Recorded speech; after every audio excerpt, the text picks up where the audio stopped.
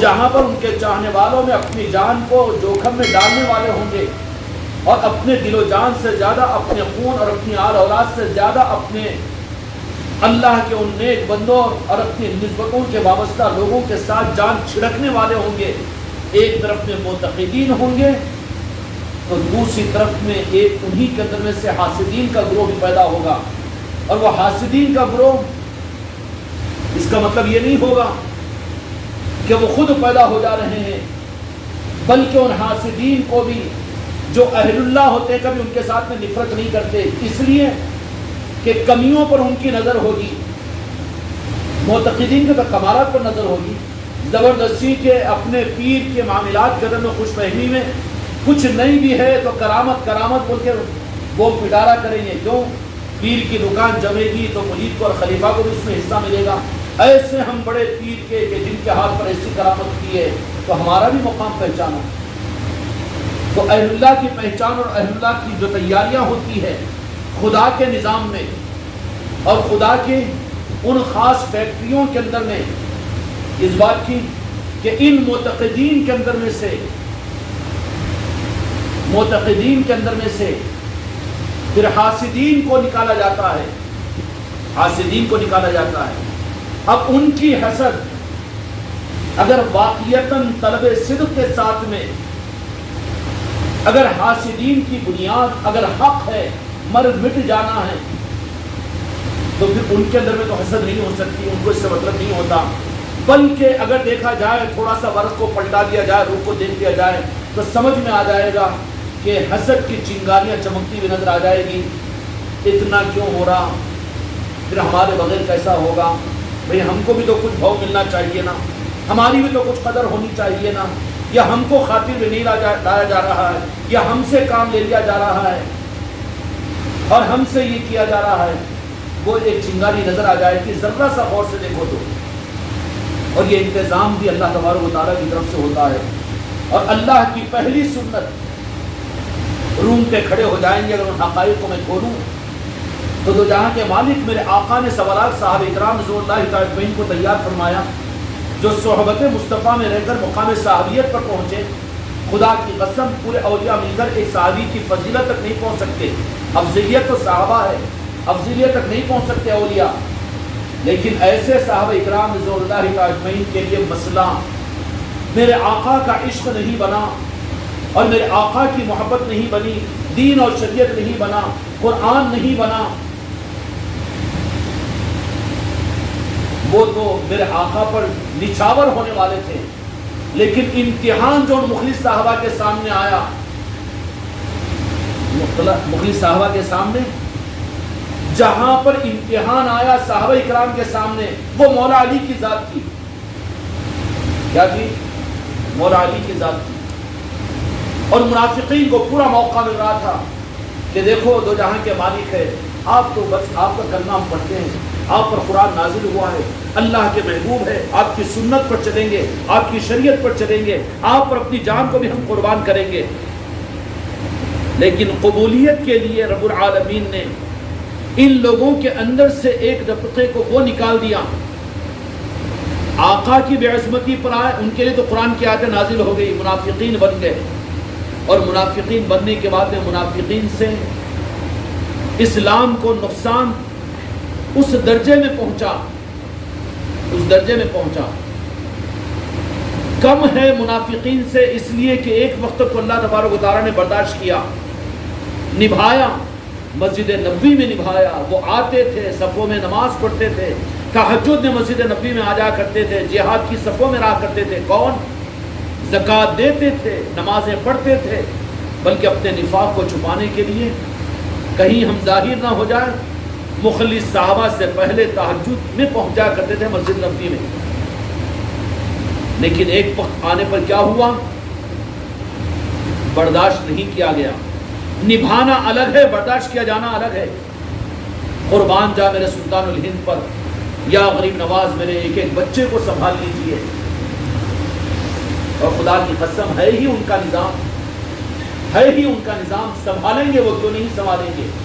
ہم کو اپنے سے زیادہ فکر ہمارے آقاؤں پر ہے، اس لیے ہم کو کانفیڈنس ہے۔ منافقین کو نبھایا میرے آقا نے، اور اتنا نبھایا، اتنا نبھایا۔ نبھانا الگ ہے، برداشت کرنا الگ ہے۔ اس راہ طریقت کے اندر میں نبھایا بہت جاتا ہے، لیکن برداشت نہیں کیا جاتا، برداشت نہیں کیا جاتا۔ نبھایا اتنا کہ مسجد نبوی میں آ کر میرے آقا کے پیچھے نماز پڑھ رہے ہیں، رمضان کے روزے رہ رہے ہیں، اور منافقین کو نبھایا اتنا کہ ان کی نماز جنازہ بلکہ اس کے بعد کی نماز جنازہ پڑھانے کے لیے آقا آگے بڑھ رہے ہیں، پھر بھی نبھایا۔ اتنا نبھایا میرے آقا نے کن کو نبھایا؟ منافقین کو۔ ذرا زور سے بولے، سست نہیں رہنا میرے سامنے، ذرا منہ ہو جاؤ، ذرا صابن سے منہ ہو جائے، ذرا جھٹپٹے رہو میرے سامنے، کیا ہے سست کیا ڈیڑا؟ کتنا نبھایا؟ منافقین کو نبھایا، لیکن نبھایا میرے مصطفیٰ نے، لیکن رب نے برداشت نہیں کیا۔ میرے محبوب آپ ان کو کیوں اتنا نبھا رہے ہیں؟ اب آپ تو نبھاتے ہی رہیں گے، آپ نہ پڑھائیں اس نماز جنازہ کو۔ جبرائیل علیہ السلام نے آ کر میرے آقا کو یہ ارشاد فرمایا کہ اگر آپ اس منافق کے باپ کے عبداللہ ابن ابی بن سلول کے باپ پہ انتقال ہوا تو دو جہاں کے مالک نبھانے کے لیے، اس کی دل رکھنے کے لیے آپ آگے بڑھ کر نماز جنازہ پڑھانے کی تیار ہو رہے ہیں۔ جبرائیل علیہ السلام نے کہا یا رسول اللہ مت پڑھائیے، اگر آپ نماز جنازہ پڑھا دیں گے تو اللہ تبارک و تعالیٰ کو اس پر پھر رحم کرنا پڑے گا۔ میرے آقا نبھا رہے ہیں منافقین کو، لیکن اللہ رب العالمین نے دیکھا کہ منافقین کو دو جہاں کے مالک نبھا رہے ہیں، تو رب نے برداشت نہیں کیا، آیتوں کو نازل فرمایا اور کہا کہ میرے محبوب آپ نہیں کریں گے یہ کام، لیکن میں آپ کو حکم دیتا ہوں کہ فلاں فلاں نام کے آدمیوں کو جمعہ کی نماز کے دن اٹھاؤ، صفوں کے اندر میں سے کہو کہ تم منافق، تم منافق، تم منافق۔ خدا نے برداشت نہیں کیا۔ اگر موقع مل رہا ہو تو اپنا چیک اپ ہم کریں، نبھائے بہت جائیں گے، ارے بھائی نہیں ہم تو چل رہے ہیں نظام کے ساتھ میں، ماشاءاللہ ہم کو تو چلایا جا رہا ہے، بلکہ زیادہ نبھایا جا رہا ہے، نعت پڑھاتے ہی ہیں، منقبت پڑھاتے ہی ہیں، بیان کرواتے ہی ہیں، ذکر ہم سے ہی کرواتے ہیں، یہ نبھانے کا نظام ہے۔ لیکن ان لائنوں کے اندر میں نبھایا جاتا ہے، لیکن برداشت نہیں کیا جاتا۔ برداشت کہاں نہیں کیا جاتا؟ دو جہاں کے مالک نبھا رہے ہیں منافقین کو، لیکن ایک وقت آنے کے اوپر رب العالمین یوں ارشاد فرما دیا کہ میرے محبوب اب ہم سے برداشت نہیں ہو رہا ہے کہ آپ کی مجلس میں جی ہاؤ کہتے ہوئے منڈیا ٹکائے، اور پھر اپنے راتوں میں جا کر سرگوشیاں اپنے گروپ کے لوگوں کے ساتھ میں کر کے آپ کی ذات کی مخالفت کرے۔ ہم برداشت نہیں کریں گے اس کو۔ سن لو میرے بچوں، خدا کی قسم ہمارے لیے قرآن و حدیث ہے، ہمارے لیے مکے اور مدینے کی حیات ہے، ہمارے لیے ہم اپنے آقا کی تعلیمات کو اپنے سامنے ہم رکھنا ہے، ورنہ تمہارے لیے تعلیمات نہیں ہے، گمراہ ہے۔ منافقین کا عمل کیا تھا کہ مجلسوں میں شریک، مجلسوں میں سامنے مخلص صحابہ اکرام رضوان اللہ تعالی اجمعین ان کو دیکھ کر رشک کرتے کہ ماشاءاللہ کتنے مخلص ہیں اور کتنا آگے بڑھ کر رہے ہیں، اچک کر، کاندھے اونچا کر، اپنے اندر کے نفاق کو چھپانے کے لیے ان کی پہچان ہوتی ہے۔ لیکن کیا کرتے تھے کہ عشاء کی نماز ہو جاتی، رات کے اندھیروں کے اندر میں چوریاں ہوتی ہیں، اندھیروں سے فائدہ اٹھا کر کے گناہ کے کام کرتے ہیں۔ تو ان لوگوں کے اندر، منافقین کے اندر میں یہ مرض تھا۔ قرآن مجید میں اللہ تعالیٰ نے بیان فرمایا، اے میرے محبوب آپ کے دل کو تکلیف ہوگی کہ آپ نبھا رہے ہیں، اور ہم میرے آقا بل جب اللہ کے حکم کی بنیاد پر کہہ رہے ہیں کہ تو منافق ہے، تو منافق ہے، تو منافق ہے، ایک ایک کو کھڑا کیا، چلو باہر جاؤ، نبھا رہے ہیں میرے محبوب تم۔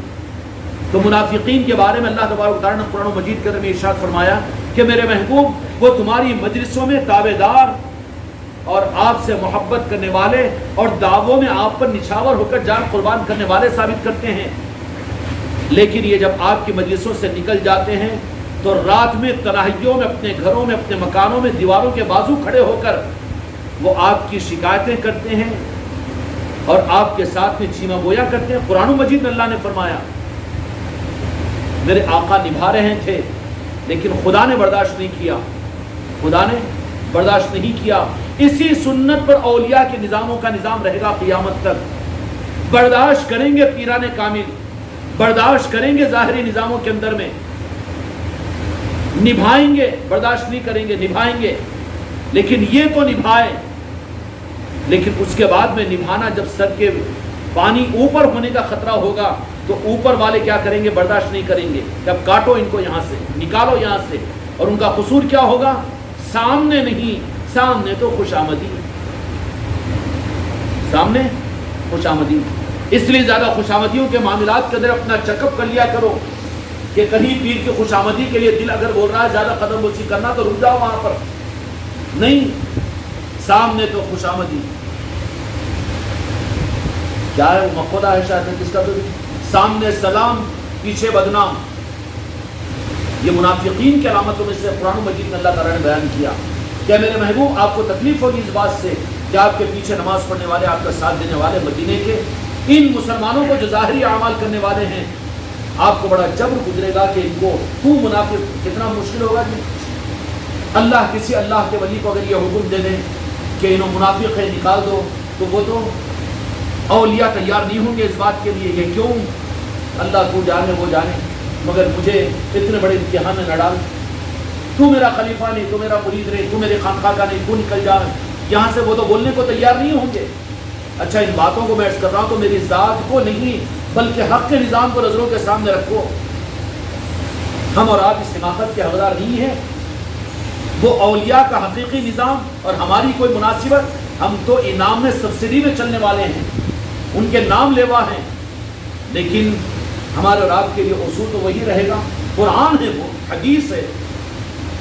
میرے آقا کے سامنے اللہ تبارک و تعالیٰ نے آیت شریفہ کو نازل فرمایا کہ میرے محبوب آپ کو تو یہ ہوگا، لیکن یہ کون ہے، ان کی پہچان کیا ہے؟ آپ کے سامنے تو بالکل اپنے اندر کے نفاق کو چھپائیں گے، بڑی خوش آمدی کے ساتھ چلیں گے اور بہت اچک اچک کر رہیں گے.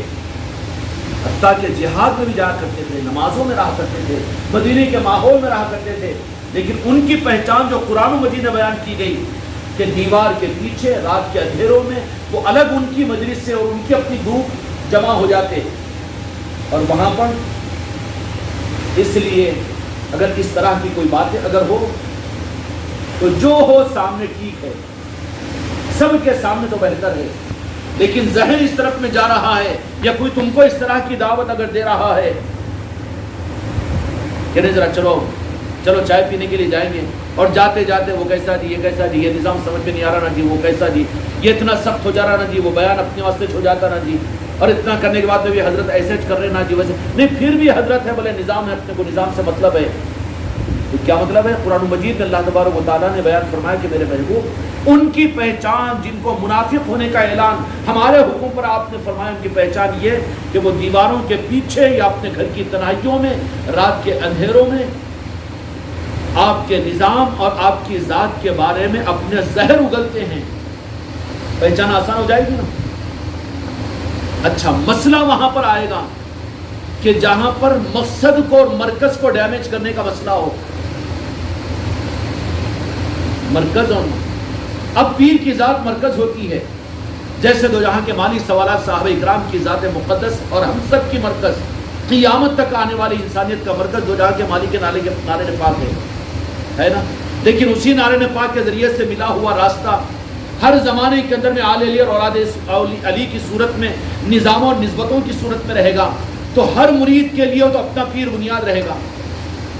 تو ہوگا کیا؟ ان کی پہچان کیا ہوگی کہ وہ ان کا نفاق آگے بڑھتے بڑھتے اتنا آگے بڑھے گا جہاں پر خدا کی طرف سے برداشت نہیں کرنے کے مقام پر پہنچنے والوں کی پہچان کیا ہوگی کہ وہ نظام کے خلاف یا اپنے پیر کی ذات کے بارے میں بدگمان کرنا شروع کریں گے. تو سمجھ لینا کہ یہ اب نبھائے نہیں جائیں گے، بلکہ اب برداشت نہیں کیا جائے گا. ان کو نبھائے گا پیر، نبھائیں گے، لیکن اب ان کو برداشت نہیں کیا جائے گا. اب جب برداشت نہیں کیا جائے گا تو خود بخود ایسے راستے نکلیں گے کہ پیر بھی نہیں چاہنے کے باوجود وہ بھی خانقاہ سے دور ہو جائے گا، وہ بھی اولیاء سے دور ہو جائے گا. آج یہی تو معاملہ ہوا ہے نا. بدعقیدوں کا معاملہ بھی تو یہی ہوا نا. اگر کسی بڑے سے بڑے بدعقیدے کو بھی سامنے لا دو اور ان سے آپ یہ کہہ دو کہ سلطان الہند غوث نواز یا غوث الاعظم،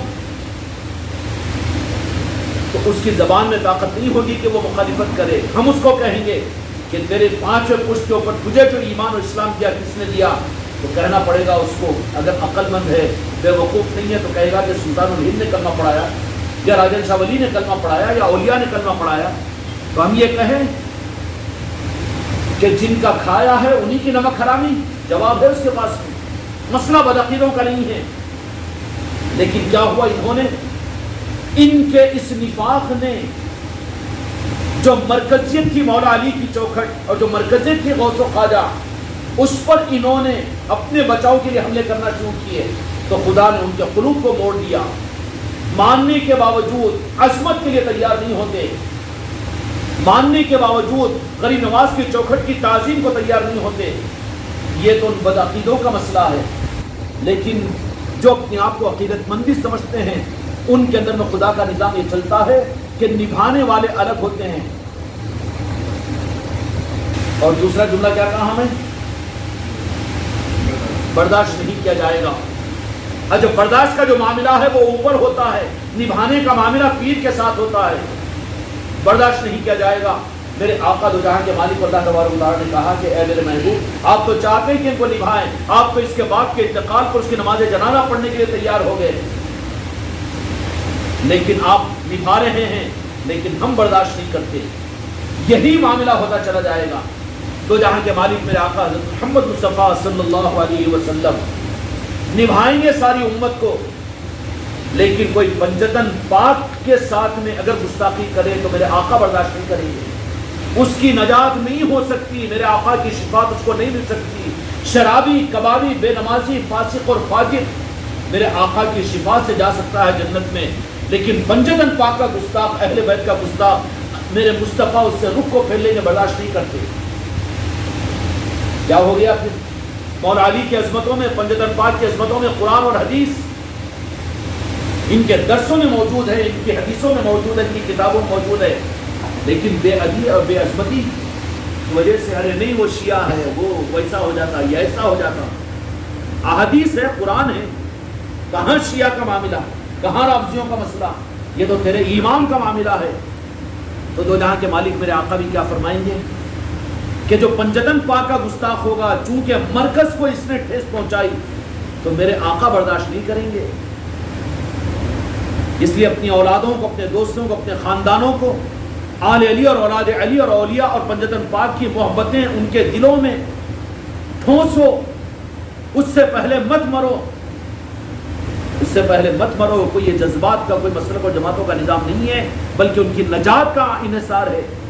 اگر تمہاری بیوی، تمہارے بچے، تمہاری اولاد اگر پنجتن پاک سے اور اولیاء سے، آل علی اور اولاد علی سے، غوث و خواجہ سے اگر بدگمان ہے، اور تم نے زندگی پوری گزار دی ان کے ساتھ میں، اور تم نے ان کے رخ کو نہیں پلٹایا، تو تم ظالم ہیں ان کے حق میں، کیونکہ نجات نہیں ہوگی. قیامت کے میدان میں جام کوثر کے پینے کے لیے حوض کوثر پر پہنچیں گے. وہاں پر فرشتے کہیں گے یا رسول اللہ، ارے میرے امتی آنے دو. تو وہاں پر فرشتے کہیں گے کہ یہ آپ کی امتی ہے، لیکن آپ کے بعد ان کا ظلم یہ تھا کہ انہوں نے بعد میں میدان کربلا کو قائم کیا تھا، دین کے نام پر پنجتن پاک کی خلاف ورزی کی تھی، مسجد نبوی کے منبر پر آل علی اور اولاد علی کے سب و شتم کیے تھے، اور غوث و خواجہ کے ان مخلصین اور محسنین کے خلاف میں یہ لوگ چلے تھے. تو دو جہاں کے مالک کیا فرمائیں گے؟ برداشت نہیں کریں گے. سوہوقن مجھ سے دور کرو، مجھ سے دور کرو، میں دیکھنا بھی نہیں چاہتا ہوں. میرے آقا کے ان گستاخوں کو، منافقین کو مصطفیٰ نبھا رہے ہیں اور اللہ برداشت نہیں کر رہا ہے. اور یہاں پر پنجتن پاک اور مولا علی کے بے ادب اور گستاخوں کو میرے مصطفیٰ نبھائے، اولیاء نبھائیں گے، لیکن دو جہاں کے مالک ان کو نکال دیں گے، برداشت نہیں کریں گے. کیا کریں گے؟ یہ ایک سلسلہ ہے حق کا. اللہ تبارک و تعالی میرے محبوب منافقین کو نبھا رہے ہیں، رب برداشت نہیں کر رہا ہے. رب نے اعلان کیا کہ منافق ہیں، نکالو ان کو میرے محبوب. اور ان کی پہچان یہ ہے کہ سامنے اچھے بن کر رہتے ہیں، میٹھے میٹھے رہتے ہیں، جب تک ان کی مرضی پورا ہو اس وقت تک یہ بہت خوش اور آپ کو راضی کرتے ہیں. لیکن یہ اپنی تنہائیوں میں جاتے ہیں، اپنے گروپ میں ملتے ہیں، اپنے مزاج والوں کے ساتھ ملتے ہیں، اور دیوار کے پیچھے قرآن پاک کے الفاظ ہیں. تو یہ پھر آپ کے نظام اور آپ کی ذات کے بارے میں بے ادبیاں، گستاخیاں اور ذہنی غلاظتیں نکال کر ہم مزاج لوگوں کے سامنے ظاہر کرتے ہیں. قرآن کہہ رہا ہوں، میں قرآن کی بات کر رہا ہوں۔ اللہ ہم کو ہدایت حاصل کرنے کی توفیق عطا فرمائے قرآن سے۔ اہل طریقت بھی اگر قرآن کو چھوڑ دے تو خدا کی قسم گمراہ ہو جاؤ گے۔ ان کی پہچان کیا فرمائی؟ جن کو آقا نبھا رہے ہیں، رب برداشت نہیں کیا، اب میرے مصطفیٰ نبھا رہے ہیں، رب برداشت نہیں کر رہا ہے، اب جب نیچے اتریں گے میرے آقا کی بارگاہ میں تو پنجتن پاک نبھا رہے ہیں لیکن مصطفیٰ ان کا بائیکاٹ کریں گے۔ سحقاً میرے نہیں۔ سمجھ گئے بات؟ اپنے آپ کو سنبھالو، اپنی آل اولاد کو سنبھالو، ایک ایک مسلمان کے بارے میں فکر مند ہو جاؤ، ایک ایک انسان کے بارے میں فکر مند ہو جاؤ۔ پنجتن پاک برداشت کریں گے لیکن مصطفیٰ ان کو کاٹ دیں گے، اور جس کو میرے مصطفیٰ کاٹ دے،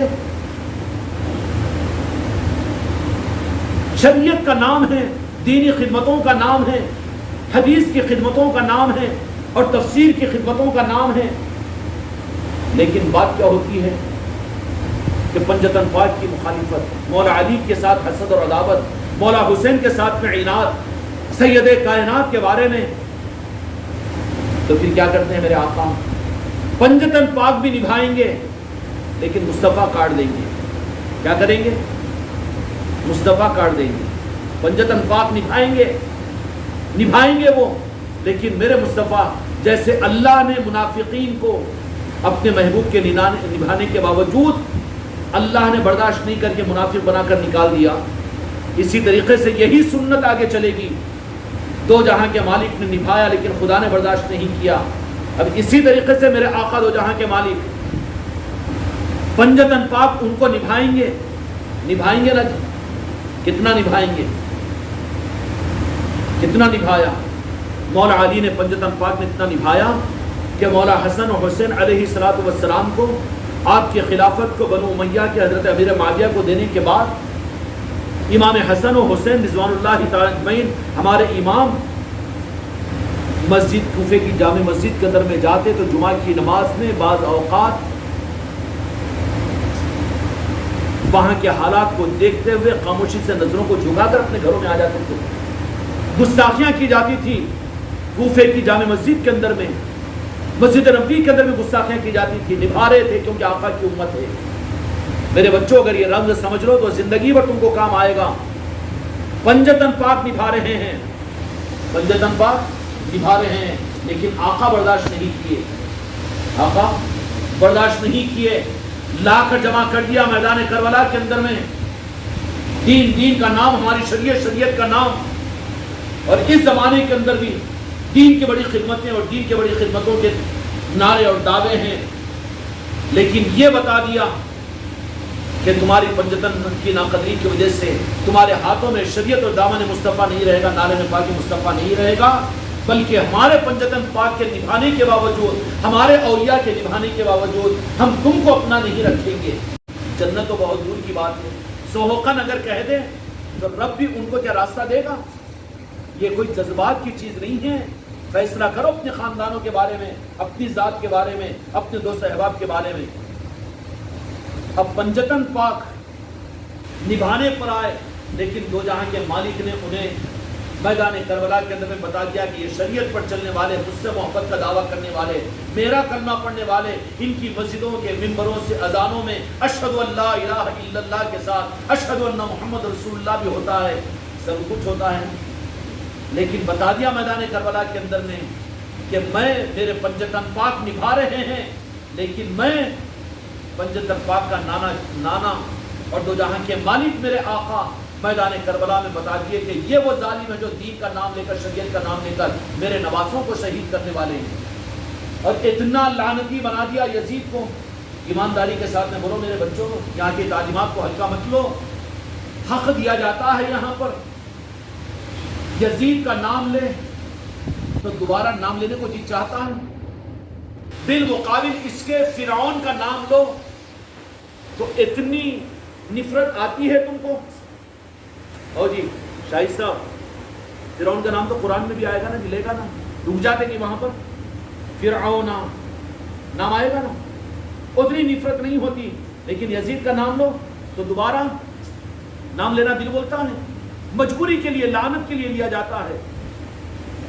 پھر ان لوگوں کا کیا ہوگا جن کو میرے آقا اپنے نارین پاک سے دور کر دے، برداشت نہ کرے.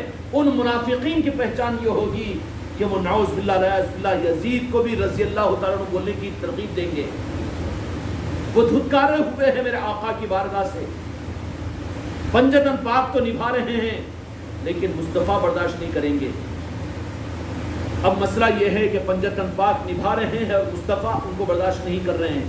اب وہاں سے اب نیچے اترو، وہاں سے نیچے اترو تو نبھائیں گے اولیاء. اس لیے کوئی بھی آ جائے ان کی بارگاہوں میں، ان کی پاس میں، ان کی خانقاہوں میں، ان کی چوکٹوں پر نبھائیں گے. وہ چاہے کہیں کا بھی ہو، کیسا بھی ہو، کوئی بات نہیں. لیکن جو آل علی کا نہ ہو، اولیاء کے نہ ہو، وہ پنجتن پاک ان کو برداشت نہیں کریں گے، وہ برداشت نہیں کریں گے. گھڑی ملتے بھی آ رہی ہے نا، وہ برداشت نہیں کریں گے. اب غوث و خواجہ کا جو گستاخ بنا مولا علی اور پنجتن پاک ان کو برداشت نہیں کریں گے، بلکہ بتا دیں گے کہ یہ آل کے اور آل رسول کے یہ عداوت کرنے والے ہیں، ان کو الگ چھاڑ دیا جائے گا. برداشت نہیں کریں گے مولا علی اور پنجتن پاک غوث و خواجہ کے گستاخوں کو.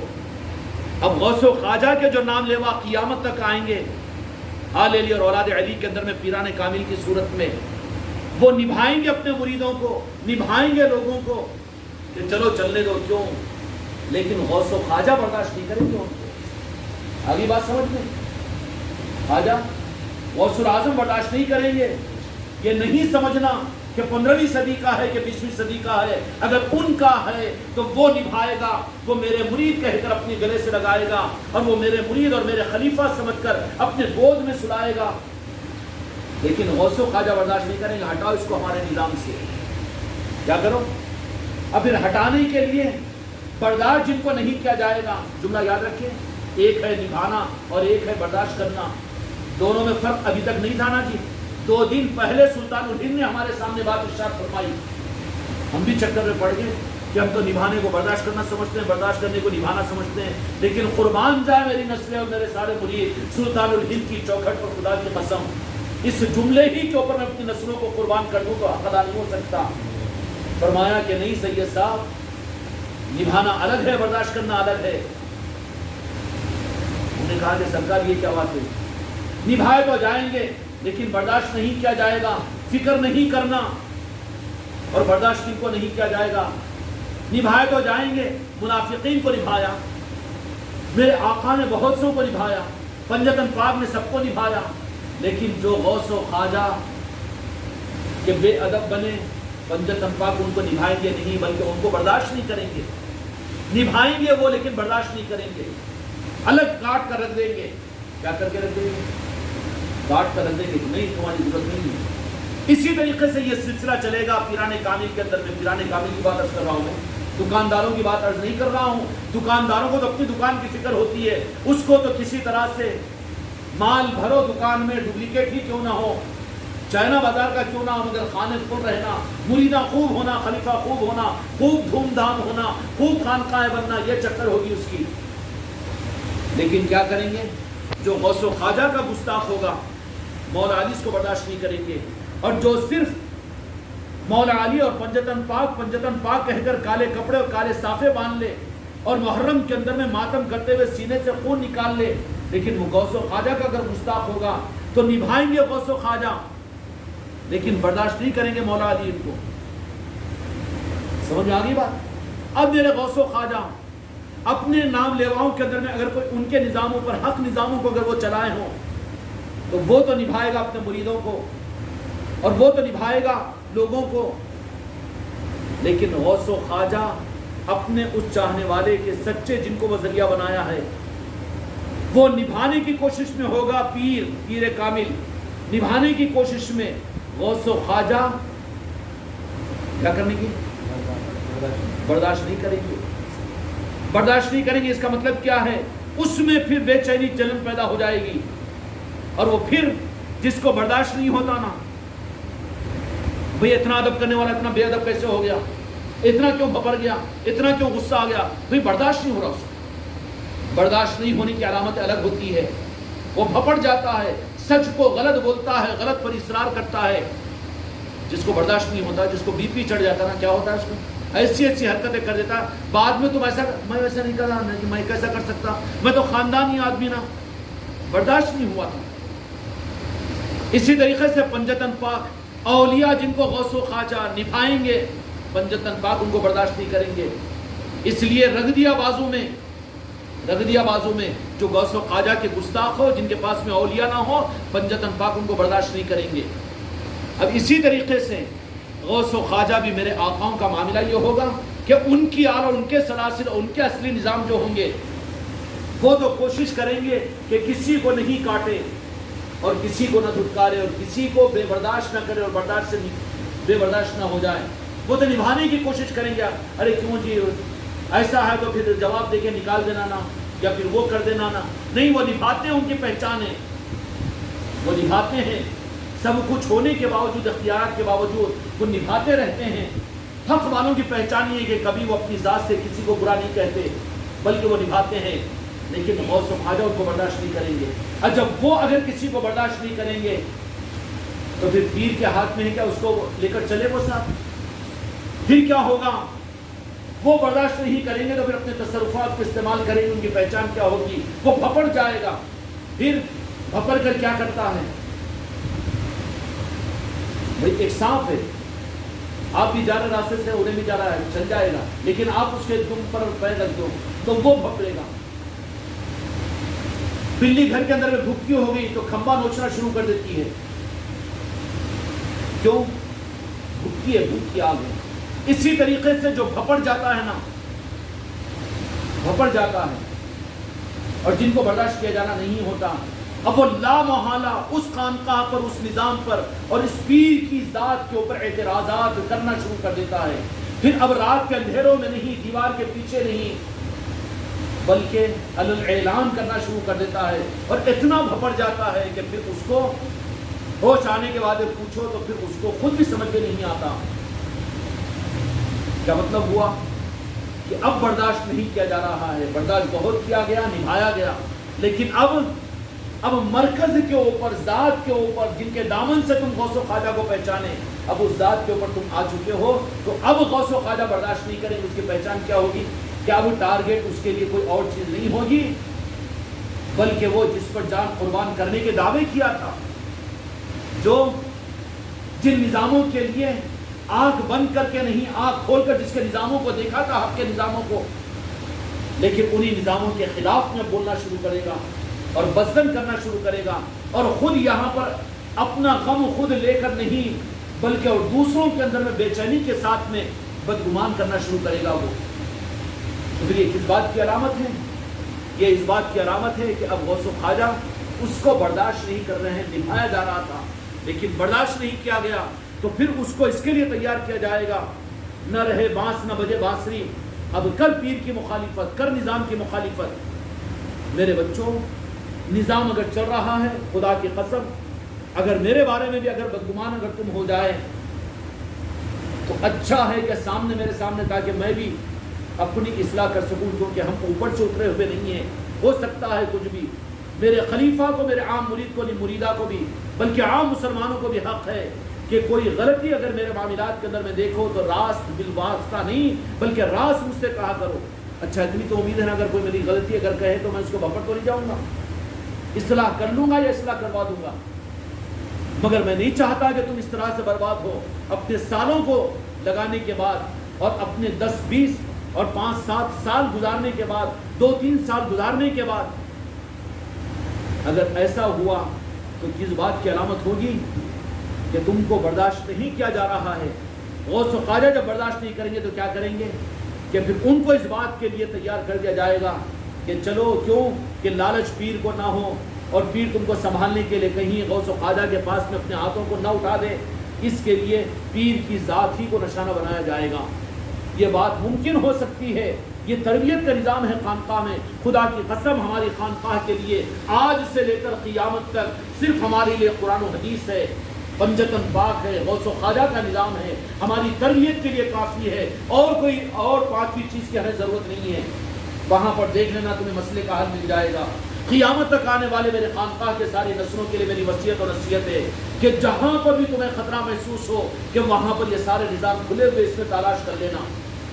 تو یہ ہو سکتا ہے کہ ہم نبھائے لیکن برداشت نہ کیا جائے. اتنا بڑا دعویٰ نہیں کر رہا ہوں لیکن خطرات سے بچانے کے لیے میں تم کو آگاہ کر رہا ہوں. اور قیامت تک آنے والے ان واٹس ایپ کی مجلسوں کے ذریعے سے میرا ہر مرید اس بات پر غور کرے کہ جہاں پر بات نظام کے لیے نہیں, پیر بھائی کے قصور کی بات نہیں اور خلیفہ بھائی کے قصور کی بات, ارے بابا قصور اس کا تو اس کے ساتھ الجھنا تیرا صحیح تھا, خلیفہ کے ساتھ میں الجھنا صحیح تھا, مرید کا خلیفہ کے ساتھ میں الجھنا صحیح تھا, پیر بھائی کا پیر بھائی کے ساتھ میں الجھنا چلو ٹھیک ہے صحیح تھا. کیوں کہ اگر تو مرکز پر قائم رہتا تو باپ تجھ کو بھی اور تجھ کو بھی دونوں کو بھی سنبھال لیتا. لیکن یہ کیا وجہ ہے کہ تیرے پیر بھائی کے ساتھ میں یا تیرے خلیفہ کے ساتھ میں الجھا تو تو بل کوئی اس بات کی ہمت و جرات کر کے ساتھ میں آگے بڑھ جائے کہ قصور مرید کا ہو کہہ دے پیر کو. یہ زیادتی نہیں ہوگی. یہ کس بات کی علامت ہوگی کہ نبھایا جا رہا تھا لیکن اب برداشت نہیں کیا گیا. کہاں سے؟ غوث و خواجہ کی ذات سے, جن کا نظام ان کی طرف سے. اب جب وہاں سے برداشت نہیں کیا گیا تو پھر کوئی آپشن بچتا ہے اس کے لیے؟ بچتا ہے. یہ چیز ہوتی ہے. اب برداشت جن کو نہیں کیا جائے گا, اب معلوم ہے کہ کیا کرنا چاہیے. تو پیر بھائی کا پیر بھائی کے ساتھ معاملہ ہوا, اس نے ان کو کچھ کہا, اس نے اس کو کچھ کہا, اس نے کچھ ڈبایا, ان کا کچھ اس کو ڈبایا. اس سے نظام کو کیا مطلب, اس سے خانقاہ کو کیا مطلب, اور اس کے ساتھ میں پیر کا معاملہ کیا ہے. لیکن اب مرید یا خلیفہ تو یہ کچی بنیادیں ہوگی نا. لیکن جن کو برداشت نہیں کیا جانا ہے ان کو تو راست مقابلے پر لا دیا جائے گا کہ تم اب راست بنیاد اور مرکز پر اٹیک کرو. اس لیے میرے خلیفہ اور میرے مریدوں, شاید کہ نہیں کہنا چاہیے تھا لیکن 3 دن پہلے جب میرے سامنے میرے سلطان الہند کی طرف سے یہ بات آئی تو میں پریشان تھا اس معاملے کے اندر میں. یہ تو بہت نازک مسئلہ آ گیا ہے کہ نبھانا الگ ہے, برداشت کرنا الگ ہے. نبھائے جا رہے ہو, اگر برداشت نہ کیا جائے گا تو پھر تمہارے نبھانے کے اوپر بھی وہ چل نہیں سکیں گے, نظام سے کٹ جائیں گے. تو میں نے کہا کہ سرکار اور آگے برداشت نہ کیے جانے کا مطلب اور یہ بچنے کا راستہ کیا ہے امانت کے درجے میں, ورنہ میرا ایمان پر خاتمہ نہیں ہوگا. کہا کہ پیر پر ایمان لانا پڑے گا. کیا فرمایا؟ جو تمہارا مرید تم پر ایمان میں جتنا پختہ ہوگا وہ اتنا نبھایا جائے گا, اس کو برداشت کیا جائے گا. اور جو دکھنے والے پر اعتماد نہیں کر کے تمہارا مرید تمہارے لیے بے ایمان ہو جائے تمہاری ذات کے بارے میں, اس امید سے, اس خلیفہ سے کوئی امید مت رکھو کہ وہ تمہارا نہیں ہو سکتا تو وہ ہمارا بھی نہیں ہے. کھیل و تماشا نہیں ہے, اتنا بڑا دعویٰ نہیں کر سکتا ہوں میں. لیکن جو حق ہے اگر میں نہ کہوں تم کو, کیونکہ تمہارے سامنے حالات آئیں گے اس نظام کے بارے میں, حسد کی آگ لگے گی. 7-8 دن پہلے ہم نے مجلسوں کے اندر میں عرض کر دیا تھا کہ میرا ہر مرید اپنے آپ کو 10 طرف سے اپنے آپ کو سپاہی سمجھے کہ ہر طرح سے حملے تمہارے اوپر ہوں گے. اور حملوں کا نشانہ اگر پیر کی ذات اور تمہاری خانقاہ کا نظام بن رہا ہے تو سمجھنا کہ یہ جن کو برداشت نہیں کیے جانے کا اعلان ہے یہ اوپر کے بزرگوں کی طرف سے. اور کہا کہ کیوں نبھایا کس کو جائے گا؟ بولے کہ نبھایا تو بہت جائے گا اس راہ کے اندر میں, بڑے سے بڑے قصور بھی ہو جائے, پیر کے ساتھ میں بے تکلفی بھی ہو جائے, وہ نبھا لے گا کہ میرا بچہ ہے, نبھ جائے گی بات. بہت کچھ دین اور شریعت کے معاملات میں بھی پیر درمیان میں آئے گا, نبھا لیا جائے گا. تو جہاں کے مالک بھی نہیں پوچھیں گے اس کو. اگر کوئی واقعتاً اگر پیر کا سچا ایمان والا مرید ہوگا نا تو پنجتن پاک بھی اس کو نہیں پوچھیں گے, اس کو میرے آقا بھی سوال نہیں کریں گے تو رب بھی سوال نہیں کرے گا. نبھایا اتنا جائے گا, یہ ہے پیر کی چادر. لیکن جن کو برداشت نہیں کیا گیا تو فیصلہ اب برداشت نہ کیے جانے کا پیر کے اختیار سے باہر ہوتا ہے. اور سلطان الہند نے 3 مرتبہ 3 دن پہلے جب یہ بات ارشاد فرمائی تو میں تو بہت فکر میں پڑ گیا کہ میرے دل کو معلوم ہے کہ یہ تو بہت نازک مسئلہ آ گیا میرے مرید اور خلیفاؤں کے لیے. کہا کہ سرکار نبھایا کس کو جائے گا؟ نبھایا تو اتنا جائے گا کہ یہاں پر عمل کو نہیں دیکھا جائے گا, شریعت اور دین کے معاملات کو بھی, لیکن دل سے اگر طریقت کا قدردان ہے اور پیر پر ایمان رکھنے والا ہے تو وہ نبھایا جائے گا. اور اس کی پہچان کیا ہوگی کہ بھپرا ہوا یہ بن جائے گا کہ ٹارگٹ اپنی اور اپنے ساتھیوں کے پیر بھائیوں کے خلیفاؤں کی غلطیوں کو راس مرکز اور نظام کی طرف اور پیر کی ذات کی طرف ملائے گا. جہاں رخ جا رہا ہے وہاں پر بچا لو، اپنے آپ کو بچانا ہوگا. میری دکان نہیں ہے، مجھے ضرورت نہیں ہے، نہ خلیفہ کی ضرورت ہے، نہ مریدوں کی، نہ مریدان کی. میں بے نیاز ہوں ان چیزوں سے. نبھانے کے لیے میں بیٹھا ہوا ضرور ہوں، لیکن اگر میرے آقاؤں کی طرف سے برداشت نہ کیا جائے تو میں تمہارے آگ میں اپنی ہاتھ نہیں ڈالوں گا. تم کو لگی ہوئی آگ میں اپنی ہاتھ نہیں ڈالوں گا. حضرت بلا کر پوچھنا تھا ہم کو، مجھے کیا ضرورت پڑی ہے؟ میری غرض ہے، میری غرض کیوں ہے؟ ارے وہ خلیفہ ایسا ایسا ہوا تو خلیفہ یا ایسا ہمارا معاملہ الجھ گیا تو حضرت میرے کو پوچھنا تھا نا. تو تو اب پیر کا پیر بننے کی چکر میں نہیں، حضرت خود معلوم کرنا تھا نا. تو حضرت کو خوشامدی کر کے خود غرضی کا بندہ بنانا ثابت کرنا چاہ رہا ہے؟ نہیں. میں میرے مرید اور خلیفاؤں کی جلتے ہوئے انگار کے انگاروں میں میں اپنے ہاتھ کو نہیں ڈالوں گا. کیوں جلوں گا؟ غوث و خواجہ اگر مجھ سے کہہ دے کہ تمہاری کیا خود غرضی ہے کہ ہم ان کو برداشت نہیں کر رہے تو تم کیوں نبھا رہے ہیں، سوال پیدا ہو جائے گا. پھر کیا ہوگا؟ اس کی پہچان کیا ہوگی؟ اس کی پہچان یہ کہ اب مرید کی غلطی بھی بازو ہو جائے گی، خلیفہ اور مرید کی غلطی بھی بازو ہو جائے گی، خلیفہ کے آپس کی رنجشیں بھی دور ہو جائے گی. لیکن ٹارگٹ کون بن جائے گا؟ نظام، خانقاہ محمدی، پیر کی ذات. اور میرے آقا جی نے فرمایا کہ پیر پر ایمان والا جو ہے وہ تمہارا مرید ہے. ایمان فرمایا کھیل و تماشا نہیں ہے. راہ طریقت کو کھیل و تماشا مت بناؤ، یا پیر کہہ کر دھوکے میں مت پڑو، یا منقبتیں پڑھ کر خوش مت کرو. تمہارے پھول کے آرے اور مٹھائی کے ڈبوں سے میں مطمئن نہیں ہوں گا. پھر اس کے لیے کیا کیا جائے گا کہ پیر کی ذات کو نشانہ بنایا جائے گا. وہ جملہ سن کر تو مجھے تعجب ہوا کہ اس کہنے والے نے کہا کہ جن کو پیر بنایا گیا انہیں وہ کسی پیر کے مرید نہیں ہیں. ارے واہ، واہ، تو تم کہاں مرید رہے؟ اپنے مرید کی سند دو. اگر کوئی جا کے حضرت ابی سقنی رضی اللہ تعالیٰ عنہ سے پوچھے کہ تم کس پیر کے ہاتھ پر بیعت ہوئے تھے، یا حضور پیرانے پیر غوث اعظم سے، اگر نعوذ باللہ لا باللہ اتنی جرأت نہیں کرنا، لیکن اگر یہ پوچھنے کی کوشش کرے تو حق ہے تم کو. وہ اولاد، بات بہت بے تکی ہو جا رہی ہے لیکن بہت بڑا ہتھوڑا ہے، برداشت کرو تو سمجھ میں آ جائے گا. ایسی گمراہیت میں تم برباد نہیں ہوں گے. بچانا مجھے مقصود ہے، کسی کی شکایت مقصود نہیں ہے. کوئی اولاد ہے اور باپ سے یہ پوچھے کہ تم حلال کے ہے کہ حرام کے، تو تو حرامی ہے، باپ وہ نہ ہو. تو حرامی ہے کہ نہیں ہے؟ حق ہے مرید کو. اور پھر جس نظام سے اور جس مرکز خانقاہ محمدی سے جڑے ہوئے ہو اور تم ہماری ذات سے چلو کھل کر بولتے ہو کہ کسی کی باپ کا ڈر نہیں ہے. میرے غوث و خواجہ کی نظر کرم ہوگی، نبھا لیے جاؤ گے. ہم نے تو جوڑا ہی اپنی سانسوں میں غوث و خواجہ کے نظام سے. ہم نے اپنی دکان نہ سمجھا ہے، نہ سمجھیں گے خدا کی قسم کے نظام کو. جہاں تک تمہارے پیر کی ذات ہے، میرے ذات کے بارے میں اعلان کرتا ہوں کہ 20-22 سال پہلے میرے ماں کی طرف سے جو پنجتن پاک کی محبت مولا حسین اور مولا حسن کی عظمتیں ملی تھی، اور جو اولیاء کی محبت اور عظمتیں جن گودوں سے مجھے ملی تھی، اور میرا باپ وہ باپ کہ جو عادل آباد کے اندر میں ان مخصوص لوگوں میں تھے جو اجمیر شریف کو بچپنے کی حالت میں گئے تھے، ان میرے ماں باپ کے ان نسبتوں کی وجہ سے یہ خاندانی سنی نہیں ہے کہ انہوں اچھا خاندانی سنیت کے لیے تیرے میٹھے کھٹے کی ڈکارے تیری سنیت کا ثبوت ہے نہیں. لیکن میرے باپ کی تعریف میں کرتا ہوں کہ وہ ہے جو بچپنی کی حالت میں 6 مہینے کی عمر میں سلطان گیہوں کے پاس میں آج سے 80 سال پہلے وہاں پر گئے تھے. ان کو لے جایا گیا تھا اور ماں میری مرحومہ اللہ ان کو درجات بلند فرمائے. محرم کے اندر میں ان کی یاد حسین کی محفلیں اور اولیاء کے ساتھ کی محبتوں کے منظروں کو ہم دیکھتے تھے. اس کے بعد میں ایک نظام ہمارے دل کے اندر میں اولیاء کی محبتوں کا پنجتن پاک کا ہمارے اندر میں رہا. یہ الگ بات ہے کہ وہ ان کا نظام ہے. غوث و خواجہ کا تصرف ہے کہ چلائے کدھر بھی پہنچائے کدھر بھی.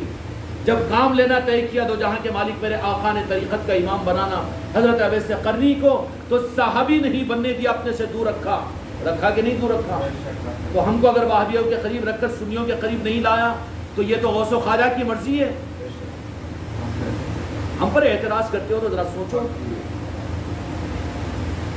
اور پھر اس کے بعد میں پھر اپنا بنائے رکھا اور پھر مولا علی کو بھیجا، جاؤ میرے ایک عاشق جن کو میں نے تیار کیا طریقت کے لیے، طریقت کا ایمان بنانے کے لیے۔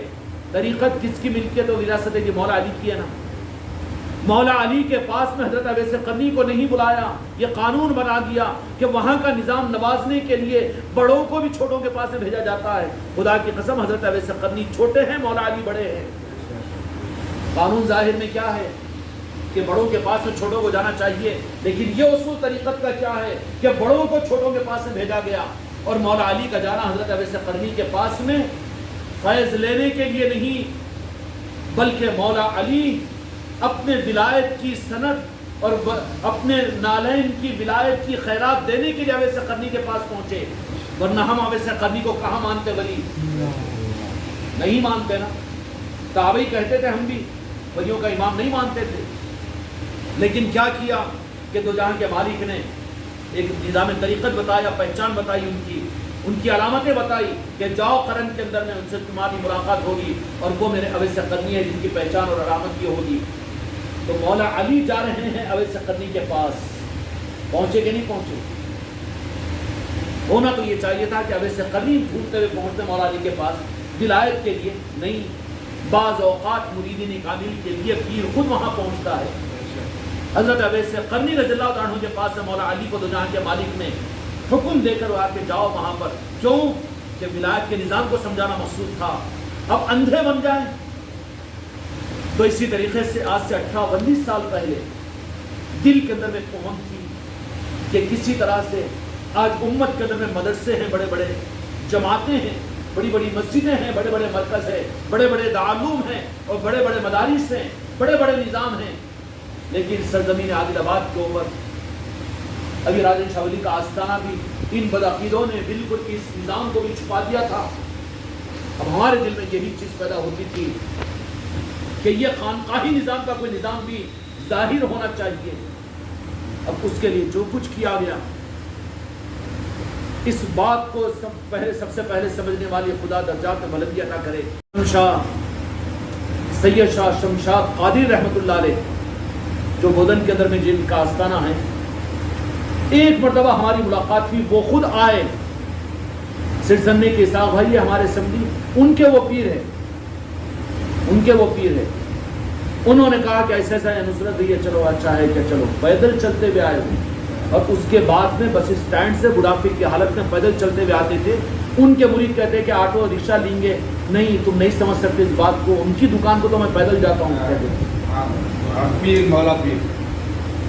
تو یہ رمز بھی اسحاق بھائی ان کے انتقال کے بعد پیدا ہونے کے بعد میں بتایا کہ ہمیشہ ہم اصرار کرتے کہیں بھی جانا ہو قریب میں تو چند آٹو لے کہتے تھے، لیکن آپ کی دکان کو آئے تو پیدل چلتے ہوئے آتے تھے۔ اس کا مطلب حماقت نہیں ہے میری، لیکن کھل کر چاہے مجھے متکبر و فرعون کہے، لیکن میں تم کو خطرات سے بچانے کے لیے آج یہ بات واضح کرتا رہا ہوں کہ اس کے باوجود اگر تم لوگ خطرے میں پڑو تو تم اس کے ذمہ دار ہے، میرے اوپر اس چیز پہ ذمہ داری نہیں۔ اتمام حجت کی رعایت کر دے رہا ہوں۔ جب پہلی مرتبہ ہماری ان کی ملاقات ہوئی، ہم بھی اعراض کے ساتھ میں اسحاق بھائی سے تعلقات تھے، السلام علیکم، یہ ہمارے پیر صاحب ہیں، پیری مریدی سے ہم تو اتنے قریب تھے ہی، السلام علیکم السلام، ملاقات کیے اور بس 2-4 منٹ کی ملاقات۔ اس کے بعد میں اتر کر پیدل جا رہے تھے، جاتے ہوئے اسحاق بھیا زندہ اور حیات ہے، ان سے پوچھ لیجیے۔ انہوں نے کہا کہ عادل آباد میں سنیت اور اولیاء کے نظاموں کے لیے اگر کچھ نظام یہاں کا بنے گا تو صرف سرزمین عادل آباد کے اوپر یہ ایک آدمی ہے کہ جس سے نظام بن سکتا ہے۔ 12-13 سال پہلے انہوں نے، جبکہ ہمارا کوئی تعلق نہیں ان سے، اور نہ یہ دلی والے صاحب سے ہماری ملاقات ہوئی، ارے یہ تو آئے تھے اور یہ ان کا آنا بھی وہ ہمارے بلانے پر نہیں ہوا، وہ تو علاج و معالجے کے لیے یہاں پر لیاقت بھی کہ اہلیہ کے علاج کے لیے آئے تھے۔ اب لوگ یہ سمجھتے ہیں کہ دلی والوں کی وجہ سے خانقاہ بنی اور اس کی وجہ سے نظام، یہ بھی قام خیالی ہے، وہ نظام ہے بزرگوں کا، وہ کچھ بھی ہلا بنا دے کسی بھی طرح سے۔ آج پوری تاریخ میں آپ کے سامنے کھول کر رکھنا چاہ رہا ہوں تاکہ اس کے بعد میں مجھے نوبت نہ آئے۔ آخرکار وہ بول کر چلے گئے، ملاقات کی، اس کے بعد میں پھر کبھی 1-8 گھنٹہ 2 گھنٹے اس سے زیادہ کی ملاقاتیں ہماری، کبھی میں نے ان کے رات دن ان کے ساتھ میں نہیں گزارے، سید شمشاد قادری رحمۃ اللہ علیہ کے نہیں گزارے، لیکن انہوں نے ہمارے غیاب میں اپنے مریدین کو یہ بات کہی کہ دیکھو اپنی اولادوں کو ان سے بیعت کرواؤ. یہ سلسلہ جب آگے بڑا خانقاہ محمدی کے نظام سے جوڑو. انہوں نے حکمن سامنے بٹھا کر ہم سے ان کے بچوں کو بیعتیں کروائی. اور بات جو ہوتی رہی کہ اس زمانے میں آج سے تقریباً 20-21 سال پہلے کی بات عرض کر رہا ہوں, دل میں ہمارے تڑپ اور طلب یہی تھی کہ سارے نظام تو یہاں پر موجود ہے, لیکن خانقاہ کا اور میرے آقا اور اولیاء کا کوئی نظام کہ جہاں پر ساری انسانیت کے لیے فیض کا کوئی نظام ہو اور پوری انسانیت کے لیے کوئی اولیاء کا, میرے غوث و خواجہ کا نظام ہو. اس تڑپ و طلب کے اندر میں اللہ تعالیٰ نے اس کا نظام ہے, اس کی مرضی ہے. 3 بھائیوں میں بھی منتخب جن کو کیا گیا, ان ساروں کی مدد ضرور ہے, لیکن سامنے ہی کیوں کیا گیا؟ ارے بابا وہ میرے بھائیوں کا مسئلہ ہے, پیچھے سیٹ پر میرے بھائی ہے, میرے سر کے تاج ہے, وہ آرام سے بیٹھے ہیں, لیکن اس اسٹیئرنگ کو تو سنبھالنا میرے ہاتھ میں ہے نا. اگر میں یہ کروں کہ نہیں آپ, تو پھر بھائیوں کو تکلیف دینے کی بات ہو جائے گی نا. ارے وہ کیوں نہیں آتے بڑے بھائی مجلسوں کے اندر میں, اور وہ کیوں نہیں کرتے؟ ارے ان کی دعاؤں سے میں چل رہا ہوں, یہ تو ان کی مرضی ہے جو چلا رہے ہیں, میرا اس میں کوئی کمال نہیں ہے. مجھے وہ وہاں کی سیٹ پر بٹھائے, میرا کام ہے کہ میں اسٹیئرنگ سنبھالوں, جاگوں اور پھر اسٹیئرنگ کو سنبھالوں. مجھے بٹھایا گیا ہے نا. تو ہم اسی طلب و چاہت کے اندر میں نہ دلی والے تھے, نہ شمشاد قادری تھے, کوئی نہیں تھے, گم تھے ہم اس ماہ کے اندر میں, اس سوچ کے اندر میں. تو کچھ ایک جگہ سے ذرے کی صورت میں ہم کو روشنی معلوم ہوئی کہ ایک چوڑے کے علاقے میں مادھا پور ہے. دیکھو مادھا پور کے ان کی کھیتیاں کیا بھی ہے وہاں پر, کہا مادھا پور میں تمہاری کھیتیاں, اور دیکھو نہیں شاہد دے رہا ہوں میں تم لوگوں کو, باتیں شک نہیں رہنا. ارے اپنے بارے میں بہت ایکسپوزنگ کر لیتے جی. شاہد صاحب کی کھیتیاں ابھی بھی ہے کہ نہیں ہے, وراثت ان کی وہاں پر ہے. وہاں پر ایک بزرگ رہتے تھے عبد المجید صاحب مجذوب, ان کے 11-12 سال جنگلوں میں تنہائیوں کے اندر میں گزرے, اور مادھا پور والے ان کو سمجھ رہے تھے کہ پاگل ہو گئے یا اجنہ ان کے اوپر قبضہ کر لیے, اور اجنہ سے ان کی شادی ہو گئی, ان کی اولادیں اس طرح سے. لیکن ایک مرتبہ ہم تبلیغ کے سروزہ میں وہاں پہنچے. ارے یہ حق کا نظام ہے, حق کا نظام ہے. یہاں پر جماعت اور مسلکیں نہیں چلتی, یہاں پر تو کعبے کو پاسباں مل گئے صنم خانوں سے. کعبۃ اللہ کو کون سنبھالے؟ جو ظاہری طور پر نعوذ باللہ بت پرست تھے نا, جو مشرکین تھے نا, انہی سے کعبے کو سنبھالا گیا. تم جس آقا کا کلمہ پڑھتے ہو اس کلمے کو پھیلانے والے بھی تو مشرکین تھے ابتدا میں, ایمان اور ایمان سے پہلے.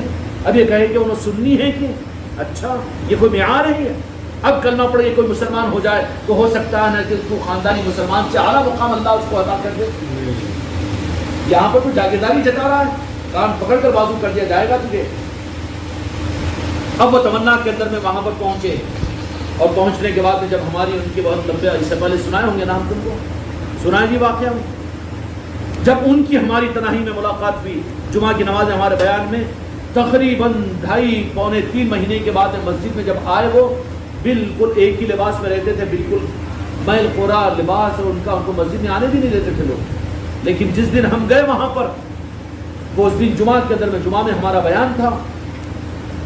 اب کہتے ہیں کہ بیانات بہت لمبے ہو جاتے تو تمہارے پیٹ میں کیوں دکھتا, میرے بچوں کے لیے غذا ہے وہ.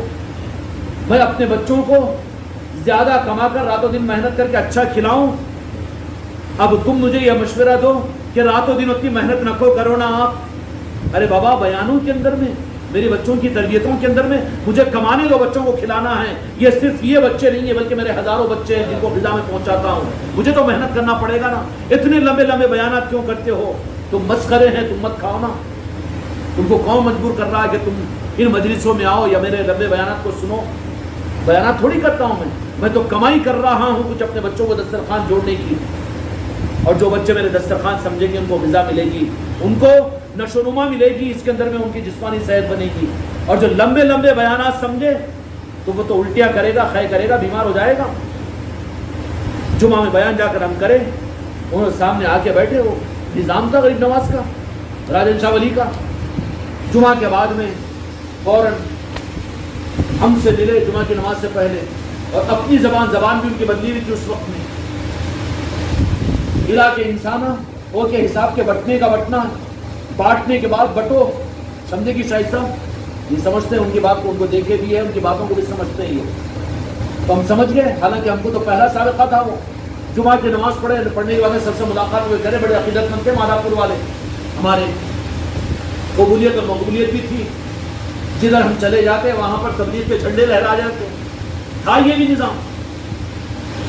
لیکن نتیجہ کیا نکلا کہ جمعہ کی نماز پڑھنے کا ان سب کو چھوڑ کر میں جاتا ہوں تو وہاں کے لوگ بولے کہ ارے پاگل دیوانے ہیں، انہوں جنات ان کے ہاتھ میں آ گئے، جناتوں کے ہاتھ میں چلے گئے، نکو جانا نصرت، تم کو کیا کرنا ہے، تو میں مروں گا نا۔ اب ہم ان سب کو چھوڑ کر ان کے پاس میں جہاں کی نشاندہی کرے تھے وہ درخت کے نیچے ہم چلے گئے، وہ بھی وہاں پر آ گئے۔ اب وہاں بیٹھنے کے بعد میں ہماری ان کی تناغیوں میں جو کچھ باتیں ہوئی، حالانکہ زبان نہیں جانتے تھے، لیکن یہاں زبان نہیں چلتی۔ بگے کی کون سی زبان ہوتی ہے؟ زبان کیا چیز ہے؟ زبان کوئی چیز نہیں ہے، یہاں تو دل چلتا ہے، دل سے دل ملا۔ اس کے بعد میں ہم نے پھر مادہ پور والوں کو کہہ دیا کہ ان کے ساتھ بد اخلاقی۔ وہاں پر تو ان کا حال یہ تھا کہ کبھی آ گئے مادہ پور کے اندر میں تو بک بینڈنگ بول کے گھومتے رہتے تھے، نہیں جی شاہد صاحب، تو لوگ ان کو بیڑی کے چھٹکے دیتے، کوئی پتھر پھینکتے، کوئی کپڑے کھینچتے، اور کوئی ان کو بھگاتے، کوئی گالیاں دیتے، کوئی مارتے۔ یہ تاریخ رہی ہے، ہمارے ساتھ میں تو اتنا نہیں ہو رہا ہے، اس کی قدر کرو۔ اب تھوڑے سے معاملات کو حضرت ہمارے اوپر ہی بیان کرے، ہمارے خلاف بول دیے اور ہم کچھ بول دیے، ارے بابا پتھر تو نہیں کھایا نا بھی تو، اپنے پیر ہی کا تو گلاب کا پھول کھایا، اس پر بھی تو بھپڑ جائے۔ کان پکڑ کر تجھے خانقاہ سے نکالا ہے تیرا پیر، ٹھوکر مار کر نکالا ہے تیرا پیر، اتنی ہمت رکھو کہ میں ہی تم کو کان پکڑ کر اور تم کو لات مار کر نکالوں، پھر بھی تم یہاں کا پر پڑ جاؤ کہ ہم نے غوث و خواجہ کے لیے چوکھٹ کو تھاما ہے، یا پیر اس چھوڑ کر نہیں جا سکتے۔ وہ مرید کامل ہے نا۔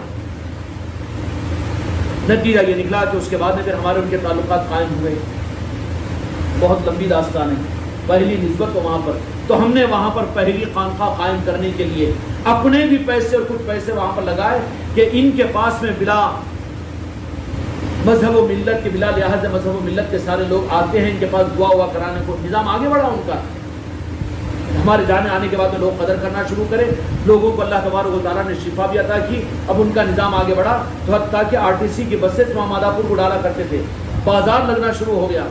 لوگوں کو کیا چاہیے جی؟ نیمبو پانی کی دکانیں ہوں، اولیاء کے نظاموں کا تعارف ہوتا ہے اس سے ہی۔ اب لوگوں کو بدس میں ارے اتوار کے دن اثر میں بولے 5 نہیں 8 کاریں وہاں پر آ کر ٹھہر جاتی، میں بلاتا ہوں کسی سے۔ اب تم کاروں کو دیکھ کر تمہاری بدہضمی ہو رہی ہے، ٹرینیں اگر پڑے گی تو کیا ہوگا، اگر ایروپلین اگر آنا شروع ہوں گے تو کیا ہوگا، اسی پر تم بہتے۔ اتنی قدر کیوں کرتے ہیں مریدان، اور اتنا کہیں کو پجوا لے رہے ہیں، اور اتنی کہیں کو اپنی چلا لے رہے ہیں۔ ارے ضرف پیدا کرو اپنے اندر میں تاکہ تم کو بھی قبول کیا جائے۔ اب ہم نے یہ سوچا کہ کوئی ایک مقام تمہارا طے کر دیا جائے تاکہ تم وہاں پر بیٹھو، اور جب لوگ تمہارے پاس میں آئے سبوں کی تعداد میں تو ان کو روزانہ ان کی دعاؤں کے تو ان کے لیے کرو، لیکن اس کے ساتھ میں یہاں پر 1-8 گھنٹہ آدھا بزرگوں کا وہ نظام جو خانقاہ نظام ہے، اللہ اللہ کو یاد کیا کرو۔ یہ کب کی بات ہے؟ دلی والوں کا معاملہ تھا، ہم تو پیور تبلیغی تھے اس وقت میں۔ اس وقت میں ان کے ساتھ میں ہمارا یہ خانقاہ کا نظام، وہاں پر کمرہ بنا، چھت بھی پڑا، آج بھی وہ جنگل میں موجود ہے۔ لیکن اس کے بعد میں بزرگوں کے نظاموں میں جب قبول کیے گئے ہیں تو بہت زیادہ سنبھل کر چلنا پڑتا ہے۔ ذرہ بھی بے احتیاطی ہو گئی تو بڑی جان کو بھی خطرہ ہو جاتا ہے۔ جس کا گود بھرنے کے ایام اگر آ جائیں، جو وزن ہو جائے، پیر وزن ہو گئے، سمجھ جا رہے ہیں اشارے کو، جو حاملہ ہو جائے، اب نہیں چلتا، اچکنا کودنا ناچنا سیڑھیوں پہ سے پھلانگ مارنا اب نہیں جمتا، کیونکہ امانت ہے تیرے اندر میں، تجھے سمجھنا ہے۔ جو مرید بن چکے ہیں خانقاہ کے نظام میں ہے، اب اچھلنا کودنا، جہاں پر بڑھ بڑھ آئے جو بول دینا، جس سے بھی سن لینا، یہ اشرا پر نہیں چلتا۔ کیوں؟ یہ بڑی جان کو بھی تجھے دھوکا ہوگا، سمجھ جا تو کہ تو امانت دار بن چکا ہے، اب اپنے مزاج کو چھوڑ۔ نتیجہ یہ نکلا کہ ہم ان کے لیے ان کو کچھ ہم بتاتے رہے، وہ ہمارے ساتھ، ہم ان کے ساتھ چلتے رہے۔ راتوں میں 2-2 بجے رات میں پہنچ جاتے تھے، کہیں بھی جنگلوں میں ملاقات ہوتی، نظام چلتے، بہت کچھ لمبی چوڑی تفصیل چلی۔ معلوم ہے شاہد صاحب آپ کو بعد میں پوچھ لینا ہماری آدمی سے، مگر انہوں بھی رشوت لے کے نہیں بتائیں گے، جو حق ہے وہی، نہیں تو قسم تم کو اگر زیادہ ایکسپوزنگ کریں گے ہماری کو، کوئی مرید کو بھی ضرورت نہیں ہے مجھے ایکسپوز کرنے کی کوشش کرو، ضرورت نہیں ہے، مجھے تو چھپا ہوا رہنے دو، میں نہیں چاہا ظاہر ہونا، لیکن اب جب ظاہر کیا گیا تو مجھے کسی کا خوف اور خائف بھی نہیں ہوں میں۔ نتیجہ یہ نکلا کہ ان کو ہم نے اشارہ کیا تھا کہ یہ نظام جو ہے ذرا غلط روپ کے اوپر جا رہا ہے، تو انہوں نے یہ بات کہی، ایک ہے انسانہ بٹتا نہ انصاف، 10-5 کے وہ انسانہ غریب، یعنی غریب انسانہ میرے نام پر جی لے رہے، نہ کما لے رہے، نہ کما لے. تو انہوں نے یہ جملہ کہا مولا کہ خطرے میں ہیں. ہم اجمیر شریف کو گئے ہوئے تھے اس وقت میں، تو وہاں پر ہم کو یہ ہے کہ اس سے بچنے کے لیے حکم دیا تھا سلطان الہند نے. ہم نے آ کر راتوں رات وہاں پر کہہ دیا. اس کو انہوں نے کیا کہا، تم کو کیا معلوم ہے میرے نام کے اوپر غریبہ 20 بچوں کو پال لے رہے. نہیں، یہاں نہیں چلتا نا. یہاں پر انانیت، یہاں پر دنیا. ارے میری بچی کا مسئلہ حل کر دو، میرے بچے کی شادی کرا دو، میری دکان چلا دو، میری اولاد. ارے بابا اس کے لیے تو تم پیر پر اعتماد کر، وہ کروائیں گے، کیسا کروائیں گے ان کی مرضی. مگر وہ کام میں بولا سو ہوت نہیں، نہ میرا کام کر رہے نہیں. دوسرے آتے ہیں نئے لوگ تو کام ہو جاتا. میرے کو تو ویسی برفدار میں رکھ رہے ہیں، میری تو سنتے بھی نہیں. یہ تو بگاڑ کا ذریعہ بنے گا. انہوں نے بھی ہم کو لائٹ لے لیا، حالانکہ مقام قلندری پہ پہنچے ہوئے تھے وہ، لیکن ہم کہہ کر آ گئے. ان کا لگ کیے دوسرے ہی دن مریضوں کی چکر میں آئے، ان پر پھانسی کا مقدمہ بنا اور مرڈر کیس بنا. اور پھر ان کا تصرف کا معاملہ یہ تھا کہ جب تک آپ کے ساتھ میں تھے، ایک درخت تھا نا جی وہاں پر پچوڑے کے بارڈر کے اوپر، وہ درخت کے آگے لوگ چراٹوں سے ٹریکٹروں پہ بند کر کے لائے تو اس درخت کے نیچے آگے بڑھتے خود بخود چراٹے ٹوٹ کر وہ واپس ہو گئے. اتنے تصرفات تھے ان کے. اب لوگ یہ سمجھ رہے تھے کہ ان کو پولیس گرفتار کر کے لے جا رہی ہے تو نہیں جا سکتے، نہیں لے جا سکتے. لیکن کیا ہوا، نسبتیں ہٹ گئی، درگھٹنا گھٹ گئی، پولیس بٹھا کر یہاں لے کر آئی. اس کے بعد میں حالات آئے. یہ نظام ہمارا نہ دلی والوں کے ساتھ میں ہمارا تعلق تھا، نہ یہ میرے سرکار عثمان آباد کے مقدر مرتضیٰ علی شاہ مجلس العالی دعوت برکاتہ ان کے ساتھ میں ہماری نسبت بھی نہیں کی، نہ شمشاد قادری رحمۃ اللہ علیہ کے ساتھ میں ہماری نسبت کی، نہ ہماری نسبت یہ صوفی سرکار نرمل والوں کے ساتھ میں نہیں تھی. پھر بھی کہتا ہے کہ ان کے کوئی پیر نہیں ہے. ارے جاہل کے بچے، تجھے کیا جواب دیں گے ہم؟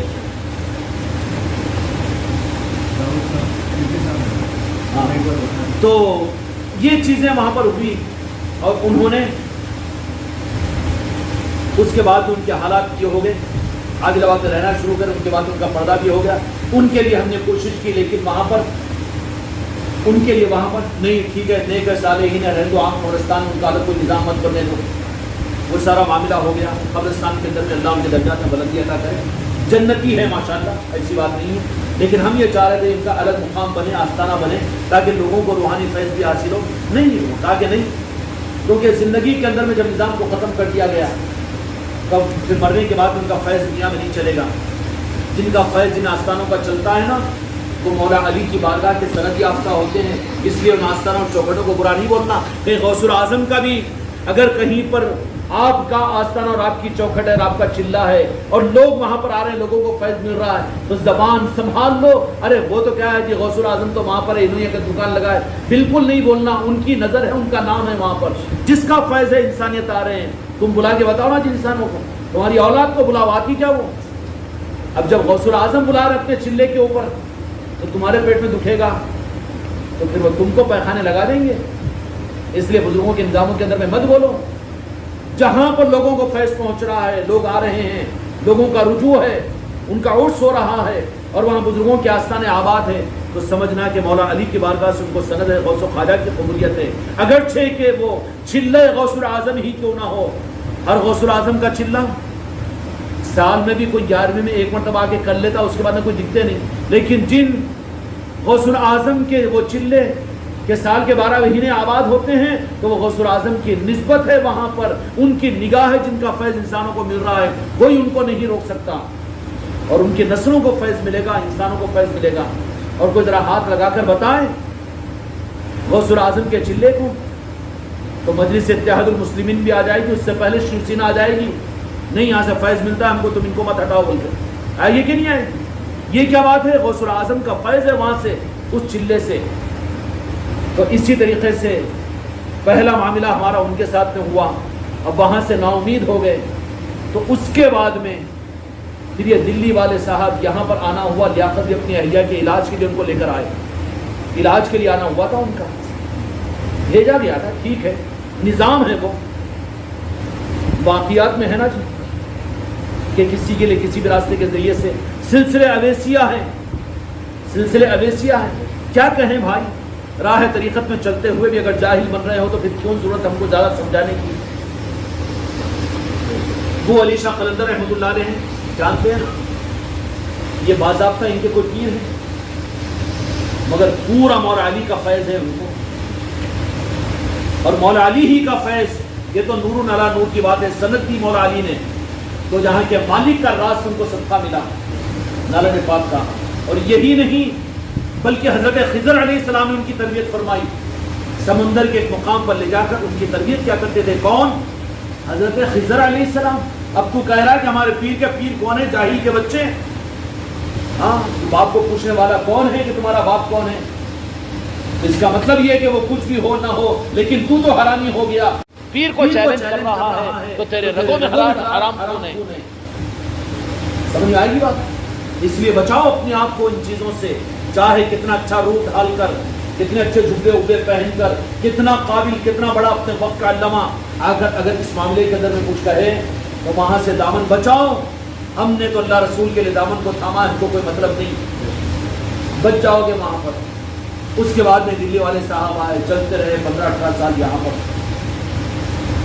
اس امید کے ساتھ میں کہ ہم چلو کوئی طریقت کا نظام، اجمیر شریف کو بھی جاتے تھے، یہ بھی ہوتا تھا، باضابطہ بیعت بھی کی اور انہوں نے خلافت بھی کی، سب کچھ کیا، لیکن 2018 کے اندر میں جب تک یہ نظام تو سمجھ میں آیا، لیکن وہاں پر اس کے بعد میں غلبہ دنیا کا ہو گیا، اور دنیا کی علاج و معالجوں کے لیے بکرے اور مرغوں کا نظام شروع ہو گیا، اور پھر مالدار مریدوں کی طرف میں زیادہ توجہ، اور ان نظاموں کو دنیا کے لیے کھول کر بولنے میں آج حق ہے، میں بول رہا ہوں، ابھی تک نہیں بولا تھا۔ 2018 کے اندر میں آج کتنے سال ہو رہا ہے؟ 4 سال۔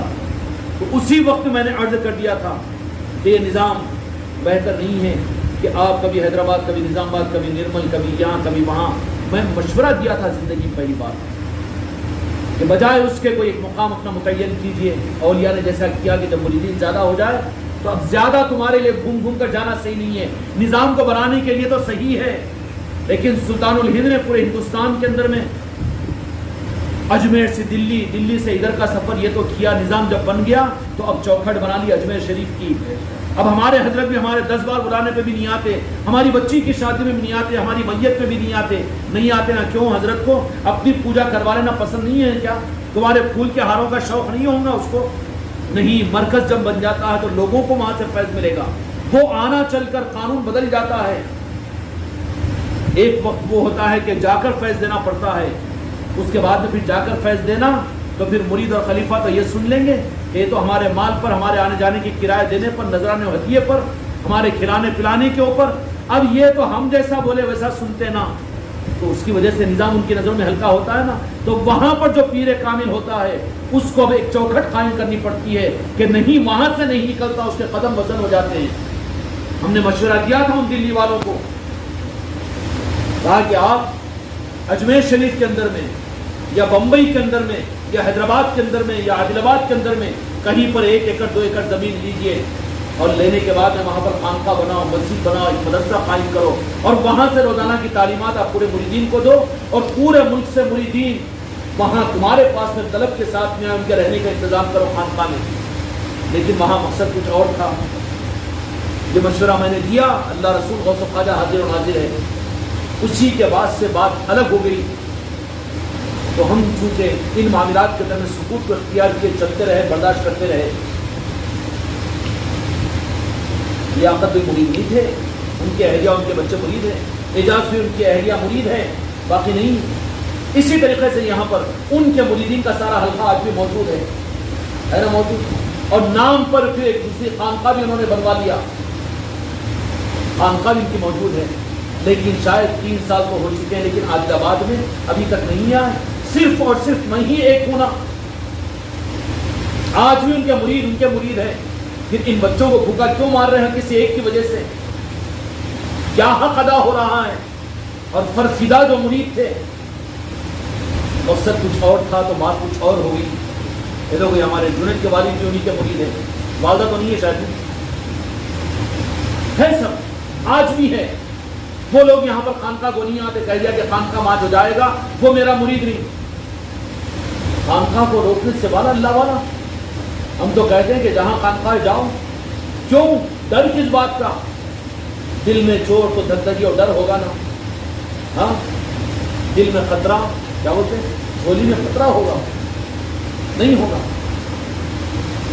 آخر میں یہ ہوا کہ ہم نے یہ بات کہی تھی، اس کے بعد میں معاملہ ذرا رخ بدل گیا کہ اب زیادہ یہاں پر نہیں چل سکتا ہمارے ساتھ میں، لیکن اس کے باوجود تقریباً 2 سال تو ہم نے جو ادب اور عظمت، آپ لوگ تو بھی، میں تم کو تیار کیا ہوں فرد بنا کر کے، مجھے آنکھ میں آنکھ ملا کر بات کرتے ہو، لیکن جانتے ہیں عادل آباد کے لوگ کہ جب وہ آتے تھے تو میں کبھی ان کے سامنے نہیں بیٹھتا تھا، اور نہیں بیٹھتا، اور کبھی آنکھیں سے آنکھیں ملا کر بات نہیں کرتا تھا، لیکن معاملہ جو الگ ہوا، ہم کو بولے کہ ایک پیر کی 2 خانقاہ نہیں ہو سکتی عادل آباد میں، ایک مقام پر ایک پیر کی 2 خانقاہیں نہیں، تو میں نے کہا کہ وہ خانقاہ بن رہی نہیں، غلط بات ہے۔ اجمیر میں بات یہ ہوئی، فاروق صاحب بھی زندہ ہے، احمد اللہ صاحب بھی زندہ ہے، اور سلیم صاحب بھی زندہ ہے، ان کے سامنے کمرے میں کہ وہ شخص ہے جو خانقاہ محمدی کے نام پر وہ چندہ لے کر خانقاہ بنا رہا ہے، تو جھوٹ بول رہا ہے، بولے میں سے صرف اتنی اجازت لیا کہ اپنی بہن کے گھر کے اندر میں ذکر میں لوگ زیادہ آ رہے تو سامنے ٹین کا شرٹ ڈال رہا ہوں، خانقاہ بننے کی اجازت نہیں دے سکتا میں۔ ایک پیر کی 2 خانقاہ ایک مقام پر نہیں ہو سکتی نصرت بھائی، یہ تاریخ کے خلاف بات ہوگی۔ ہم آگے، اور اس کے 7-8 مہینے نہیں گزرے کہ وہ خانقاہ کی افتتاح کرنے کے لیے خود آ گئے، اور اس مسجد میں اعلان کیا انہوں نے کہ وہاں پر خانقاہ کی افتتاح ہے۔ مجھے عمدن نہیں بلایا گیا، اعجاز بھائی کو تک آیا وہ دعوت نامہ خانقاہ کی افتتاح کا، اور وہ خود بھی، لیکن ان کی زبان سے مغرب کے واقع بیان میں اعلان ہوا کہ اہل ذکر اور اہل خانقاہ وہ ہوتے ہیں کہ کہیں پر ذکر کو کوئی بلائے تو وہاں پر چل جانا، اور کوئی خانقاہ کا پروگرام ہو تو وہاں شرکت کرنا۔ عام لوگوں میں بھی بیٹھا ہوا تھا۔ عشاء کی نماز کے بعد میں انہوں نے تو مجھے کہا نہیں، لیکن میں اس دعوت کو دعوت سمجھ کر میں دبے قدم سے وہاں اس خانقاہ میں پہنچ گیا۔ اب میں دیکھتے ہی سمجھ میں نہیں آیا، کچھ بیان کر رہے تھے، ارے تم دکان بند کر کے کیوں آ گئے نصرت بھائی؟ یہ الفاظ ہے، زندہ ہے لوگ، اور کہیں کہ کیوں گھر کو نہیں گئے؟ بولا گھر کو بھی گیا، دکان بھی بند ہوگی، یہاں پر آپ نے دعوت دی تھی اس کے لیے میں آ گیا، بازو کے کمرے میں بیٹھا رہا، بیان میں رہا، سب کچھ ہوا۔ اس کے بعد میں دل کی ایک بات کہ میں اس خانقاہ میں بیٹھ کر 2 رکعت نفل نماز پڑھا اور کہا کہ یا اللہ، یا غوث و اعظم، یا غریب نواز، کچھ بھی ہو لیکن یہ خانقاہ کے نام پر بنی ہے، تو یہاں پر ذکر کے نظاموں کو آپ چالو رکھیے، خانقاہ کے نام پر اس کی لاج رکھیے، دعوت دعا کر کر آیا ہوں میں۔ اب آنے کے بعد معاملہ یہ ہوگا کہ اجمیر شریف کا سفر ہوا۔ اب جب اس وقت میں آئے تھے، غالباً 2019 کی بات ہے، اب پورے مریدین وغیرہ کے اندر میں بدگمانی پھیلا دیے کہ خانقاہ ہم بنائے لیکن 2 خانہ قبضہ کر لیے، دنیا بھر کے معاملات، مال کے، بے اعتدالیوں کے، ہم تو چاہتے ہی نہیں تھے یہ چیزیں، یہ درمیان میں آ کر تو لوگوں کے سامنے نظاموں کو تو بدنام ہو رہے ہیں، پیری مریدی کے نظام تو اس کی وجہ سے بدنام ہو رہے ہیں، مولا علی پر، غوث و خواجہ پر نام آ رہا ہے۔ ہم کو نفرت کی ان چیزوں سے، مال کو اور علاج معالجے کو، بکروں اور مرغوں کو مت لاؤ اس نظام میں، ہم اس لیے برداشت نہیں کرتے ہمارے مریدوں کے معاملے میں یہ کہ کوئی نیبو پانی، دوا دارو کے نام پر خانقاہ کو استعمال کرے، ہم بالکل گوارا نہیں کرتے۔ آخر میں بہت کچھ ہو گیا، تو جب آخری مرتبہ آئے تھے، جب جا رہے تھے واپس ناگپور شریف کو، تو میں نے اپنے کمرے میں حضرت کو بولا کہ حضرت 2-3 منٹ کا موقع دیجیے آپ مجھے۔ کمرے میں گئے، اللہ رسول غوث و خواجہ حاضر و ناظر ہے۔ میں نے ان سے کہا کہ مریدین اور خلفاء یہ کہہ رہے ہیں، اور آپ کی زبان سے یہ بات نکل گئی کہ خانقاہ بنی ہے، میں قبضہ کر لیا ہوں، مسجد بنی ہے، ہم نے بنائی ہے، انہوں نے قبضہ کر کے اپنا یہ کر لیا ہے۔ بولا کہ یہ بات غلط ہے۔ اور دوسری بات یہ ہے کہ اب نصرت بھائی کے مریدین اور خلفاء بن گئے ہیں، تو میرے مریدوں کو، میرے خلیفاؤں کو دھتکار دے رہے ہیں، نظر انداز کریں، بولا کہ یہ بات بھی غلط ہے۔ اور تیسری بات، اور کچھ تو بھی ایک بات فرمائی تھی، تو میں نے کہا کہ حضرت میں نے آپ کا دامن نہ علاج کے لیے نہ کوئی اور وجہ سے تھاما تھا، میں نے صرف مدینے کی چوکھٹ تک پہنچنے کے لیے آپ کے دامن کو تھاما۔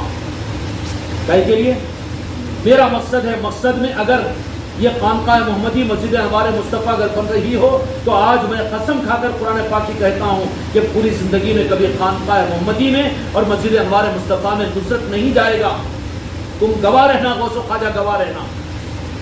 کہا کہ یہ بات غلط ہے۔ اور دوسری بات، اگر مدینے کی چوکھٹ کی راہ کے اندر میں اگر میرے مرید اور میرے خلیفہ اگر رکاوٹ بن رہے ہیں تو مجھے مدینے کی چوکھٹ کی راہ میں رکاوٹ کو برداشت نہیں کروں گا. میرا کوئی مرید نہیں, میرا کوئی خلیفہ نہیں. آج سے میں اعلان کر دیتا ہوں کہ کوئی کسی کا میں پیر نہیں ہوں, مگر میری منزل کھوٹی نہیں ہونا, گواہ رہنا قیامت میں غوث خواجہ کے سامنے. اور تیسری بات یہ ہے کہ دونوں چیزیں بھی نہیں ہیں. میری منزل کے تکمیل تک پہنچنے کے لیے اگر عادل آباد میں رہنا میرے لیے نقصان دہ, میری منزل کھوٹی ہو سکتی ہے, تو آپ میرے پیر ہے. تھے اس وقت میں, اب نہیں ہے. کیوں کہ انہوں نے اپنی طرف سے مجھے اپنی خلافت سے نکالا, مریدی سے نکالا. میں ذمہ دار نہیں ہوں اس کا, اور نکالا اس کا ناشکرہ نہیں ہوں میں. نکالے ہیں تو غوث و خواجہ نے مجھے اپنا بنایا ہے, صادر پاک نے اپنا بنایا ہے, خدا کی قسم بنایا ہے. نہیں تو پھر پتہ نہیں کیا ہوتا, ان کی مرضی ہے وہ. اور کیا کیا تحدیث نعمت میں, ارے کہاں وہ دولتیں ملتی میرے بچوں. حق کے ساتھ میں چلو تو پورے خاندان سے تمہاری ملاقات ہوگی, پنجتن پاک سے تمہاری ملاقات ہوگی, مولا حسن و حسین سے ہوگی. کہاں پر بیٹھ جا رہے ہو تم تھک کر. میں نے کہا کہ آپ مجھے اس منزل کے لیے میں نے آپ سے بیعت کیا ہوں. اگر رکاوٹ ہے مدینے کی چوکھٹ تک پہنچنے میں, میرے لیے عادل آباد میں رہنا, تو آپ میرے پیر ہے. اس وقت میں آپ مجھے عادل آباد کے کسی دور کے دیہات میں, کسی پہاڑ پر, کسی جنگل میں بٹھا دو, خدا کی قسم میں عادل آباد کی صورت زندگی بھر نہیں دیکھوں گا. یہ 3 باتیں میں نے آخری بار ان سے کہہ دی, دلی والوں سے. اب بے وقوف یہ کہتے ہیں کہ ان کا کوئی پیر نہیں. آئے گا شریعت کا مسئلہ ہے کہ امامت کے لیے امام آگے بڑھا ہوا ہے تیسرے صف کے اندر میں. اگر مسلم اس کا وضو ٹوٹ جائے تو مسئلہ کیا ہے جی, کہ وہ کسی اپنے نائب امام کو یا مؤذن کو آگے بڑھا کر نماز پوری کرا لے. اب دوسروں کو نماز دہرانا پڑے گا, نہیں پڑے گا, کیونکہ کنٹینیو نماز ہے. تو طریقت کی راہ کے اندر میں کسی پیر کی اگر نیت خراب ہو جائے, مریدوں کے مال کا ڈاکو بن جائے, مریدوں سے مال کمانا اس کی نیت ہو جائے, تو اس کا وضو تو ٹوٹ گیا طریقت میں. اب غوث الاعظم پھر ان کو سنبھالنے کے لیے کسی اور کو امام بنا دیں گے اور ان کے اس مقام پر لا کر رکھ دیں گے. اب نتیجہ یہ نکلا کہ ان کو ہم نے یہ بات کہہ دی, کہلوایا میرے غریب نواز نے. اب اس وقت میں تو اب اتنی 3 باتیں سب زندگی میں پہلی اور آخری بار ان کے سامنے بالمشافہ دیکھتے ہوئے صورت کو میں نے کہا, تم کو تو میں موقع دیتا ہوں, مجھے تم دیکھ کر بات کرتے ہو, ذرا آواز سے بھی کر لیتے ہو, آہستہ بھی کرتے ہو, لیکن میں نہیں کرتا تھا کبھی. اور کبھی بھی مجلسوں کے اندر پیچھے آ کے بیٹھتا تھا, سامنے نہیں آتا تھا. اجمیر میں بھی آپ لوگ دیکھتے تھے ہوں گے, لیکن بات وہاں سے ختم ہوئی. تو پھر اس کا تو 3 باتوں کا جواب انہوں نے دیا, نصرت بھی چلتے رہتا, وہ ایسے حالات آتے رہتے. میں جلدی آ رہا ہوں عادل آباد کو, پھر آنے کے بعد میں دیکھیں گے وہ بے وقوفہ ہیں جو آپ کو ایسا بول رہے ہیں ویسا بول رہے ہیں. ٹھیک ہے, آپ کی مرضی. اس کے بعد میں وہ 6-7 دن میری زندگی کے تلخ نہیں, یا غریب نواز نوازنے کے لیے. بچہ پیدا ہوتا ہے تو روتے ہیں نا, روتا ہے نا جی, کیوں کہ ناپاک خون کی غذا بند ہوتی ہے, اور یہ پاک زبان جس سے کرنا پڑے گا وہ منہ شروع ہوتا ہے, تو بچہ روتا ہے. اس وقت تکلیف ہوئی, لیکن شاید کہ 3 یا 5 دن ہے, مجھے یاد نہیں ہے, سلطان الہند سرکار غریب نواز بشارت میں آ کر یہ فرمایا, اتنا دل برداشت ہے کیوں بیٹا, بات کیا ہے آپ نے؟ کہا کہ سرکار جو حالات ہے آپ کے سامنے ہیں. تو سلطان الہند نے فرمایا, کیا فرمایا تھا معلوم ہے؟ یہ تمہارے پیر کے کوئی سرخاب کے پر نہیں ہے میرے بچوں, اگر تم صحیح چلو تو تم میں سے ایک کے ساتھ میں معاملات ہوں گے, سنبھال لیے جاؤ گے, ورنہ مرو جاؤ گنگا میں گرو, مجھے کیا کرنا ہے. کیا فرمایا تم نے بیعت کیا کی تھی؟ تو سلطان الہند کے پوچھنے پر, اچھا میں کیوں شک کیوں کروں, اگر غلط ہوں گا تو شک کروں گا, تو کیا بیعت کی تھی؟ تو میں یہ سوال کے اوپر تو سلطان الہند سے ذرا پریشان ہوں, کیا بیعت. پھر دوسری مرتبہ بیعت کے الفاظ کیا تھے؟ تو میں نے کہا کہ سرکار بیعت کے الفاظ مجھے یاد آئے, میرے سرکار نے یاد دلائے. ہو سکتا ہے تاج الاولیاء ہو, کہ راجن شاہ ولی ہو, کہ صابر پاک ہو, یا میرے آقاؤں میں کون آقا ہوں گے, یا سلطان الہند کی توجہ ہوگی. کہا کہ میں نے دامن تھاما آل رسول کا اور بیعت کی حافظ محمد سمیع صاحب کے ہاتھ پر. رکو یہاں پر, کیا بیعت کی تھی؟ دامن تھاما آل رسول کا. تو یہاں پر سنو ایک بات, کہ مرید اپنے ارادے میں سچا ہے, تاریخ میں بہت کم ہوا, لیکن اگر پیر حسد میں آ گیا اپنے مرید سے, اگر مرید مخلص ہے تو اس کی منزل کھوٹی ہونے والے کروڑ اولیاء نہیں دیں گے. اگر کوئی مرید اپنے پیر کی حسد میں آ گیا, پیر کی حسد میں, تو اس مرید کو کوئی ولی اس کو سنبھالے گا نہیں. اب معاملہ آپ کا یہ ہے کہ آپ یتیم نہیں ہیں. میں اپنی زبان میں کہہ رہا ہوں، میرے آقا کے احکام نہیں، یہ الفاظ نہیں ہیں، بلکہ یہ بات فرمائی کہ خانقاہ محمدی کی چوکھٹ جہاں پر تم جانا بند کر دیے ہو، جس کو نہیں جانے کا تم نے یہ کیا ہے، جاؤ وہ چوکھٹ غریب نواز کی یہ چوکھٹ ہے، ہماری ہم نے اپنی چوکھٹ بنائی ہے. تم خانقاہ محمدی حافظ محمد سمیع صاحب کی مت سمجھو، جاؤ سنبھالو، جتنے مرید اور خلیفہ ہے وہ ہمارے ہیں. لگے سرکار یہی بات. تو پھر وہاں پر میرے آقا نے قیامت کے میدان میں گواہ ہے، پنجت اتفاق سن رہے ہیں، کیا فرمایا کہ غلطی ہو تو تمہیں آگاہ کریں گے یا روک لیں گے، اب جاؤ بے فکر ہو کر اس نظام کو سنبھالو، جو تمہارا ہے وہ ہمارا ہو جائے گا. اور ایک میرے بچے نے تو یہاں تک بشارت میں دیکھا کہ یہ فرما دیا سلطان الہند نے کہ جو تمہارے سلسلے سے وابستہ ہو جائے گا ان کو جنت میں پہنچانے کی ذمہ داری ہمارے ذمہ ہے. اتنا سب کچھ کہہ دیا تو اس کے بعد کا دن تھا جو خانقاہ کی چوکھٹ میں آیا میں، اور اس کے بعد میں اب قیامت تک میرے نظام کے معاملے میں اب کوئی مسئلہ نہیں ہو سکتا. یہیں پر بات ختم نہیں ہوئی، وہاں سے انہوں نے میری خلافت کو، میرے مریدوں کو ختم کرنے کے لیے باضابطہ لیٹر بھیجا. یہاں کے بہت سے لوگوں کے پاس ہیں، فاروق صاحب کے پاس بھی آیا، اعجاز بھائی کے پاس بھی آیا، حیدرآباد کو بھی گیا. ارے بابا اتنا معاملہ کیوں، اتنا ڈر کیوں؟ ایک نصرت سے، نصرت کا وجود کیا ہے؟ یہ تو تمہارے پیروں کی دھول تھا کسی زمانے میں. نتیجہ یہ نکلا کہ سلطان الہند غریب نواز کا معاملہ. تو پھر مراقبے میں سمجھو یا پھر تم سمجھنے کے لیے بشارت میں سمجھو. حضور پیران پیر غوث الاعظم کی بشارت میں یہ بات فرمائی کہ فکر کیوں کر رہے ہو، اب کیونکہ کوئی خلافت اور یہ نام ہے. اب جیسا بول رہے ہیں کہ کوئی پیر نہیں، یہ تو اب بول رہے ہیں ملک کے کیڑے، اس سے کہاں میرے کو فرق پڑے گا؟ اگر تمہارے سامنے بھی بات آئے تو اس لیے میں ساری باتیں عرض کر رہا ہوں. اور اس کا مطلب یہ نہیں کہ تم کو سنبھال رہا ہوں میں یا پھر کوئی چارہ ڈال رہا ہوں، نہیں، بالکل نہیں. آزاد ہے تم اپنے مزاج کے اندر میں، لیکن خطرات سے بچنے کے لیے میں ان چیزوں کی حقیقت کو تمہارے سامنے ظاہر کر رہا ہوں. میرے بچوں پریشان نہیں ہونا، اپنی منزلوں کو کھوٹا نہیں کرنا، کیونکہ وہ تو ڈیمیج مرکز کو تمہارے پیر کی ذات کو کریں گے، کیونکہ بھبری بلی ہے وہ. ابھی بات کیا ہے؟ نبھانے والے نہیں بلکہ برداشت نہیں کیا جائے گا تو پھر کاٹنے کے لیے حالات پیدا ہوں گے. نتیجہ یہ نکلا کہ غوث الاعظم نے کہا کہ تم خلافت کے بارے میں کیوں پریشان ہو رہے ہو؟ 3.5 سال پہلے تمہاری خلافت ہمارے پاس میں ہے، اب میں پریشان ہو گیا کہ خلافت میرے پاس میں. اب غوث الاعظم یہ اشارہ دے تو میں پریشان تو ہوا، لیکن اب یہ مرید بولے کہ کسی کا پیر نہیں ہے تو میرے کو پریشانی کی بات ہے. سرکار تو یہ بات فرماتی ہے، حق ہے خدا کی قسم. غوث الاعظم کی بات میں سوچتا رہا، 3-4 دن گزرے مگر کوئی بات ذہن میں نہیں آئی کہ میں کس کا مرید ہوں، میں کس کا مرید ہوں. اتفاق سے کئی دن کے بعد میں بیٹھے بیٹھے ایک دم خیال پیدا ہوا کہ سید شمشاد قادری کلیم اللہ قادری رحمۃ اللہ علیہ جب اس دنیا سے پردہ ہوئے، ناندیڑ کے دواخانے میں تھے وہ، انہوں نے ایک تحریر 15 دن پہلے اپنی حیات میں لکھا تھا کہ میں نے اپنے سلسلے کی جانشینی اور خلافت باجازت سلسلے قادریہ کی سید شاہ نصرت علی قادری اور ارشاد عالم قادری کا میں لقب دے کر اپنے سلسلے کی جانشینی ان کے حوالے کرتا ہوں، اور ان کے حوالے ہے میرا پورا سلسلہ. یہ تحریر دے کر اپنے بستر مر کے تکیے کے نیچے انہوں نے رکھ دیا، اور دوسری چٹھی پر لکھا کہ اس کی سند میں دیتا ہوں کہ میری نماز جنازہ بھی سید نصرت علی شاہ قادری پڑھائیں گے. حالانکہ ان کے پاس بھی قابل خلیفہ تھے اور 1,500-2 ہزار مریدین ہیں ان کے. میں تو ان کا بظاہر ان کے سامنے سے زیادہ ملاقات بھی نہیں کرتا تھا. جب مجھے کلک ہوا کہ غوث الاعظم نے پہلے انتظام کیا، بعد میں یہاں سے کٹ کروایا، یہ تو ہوا.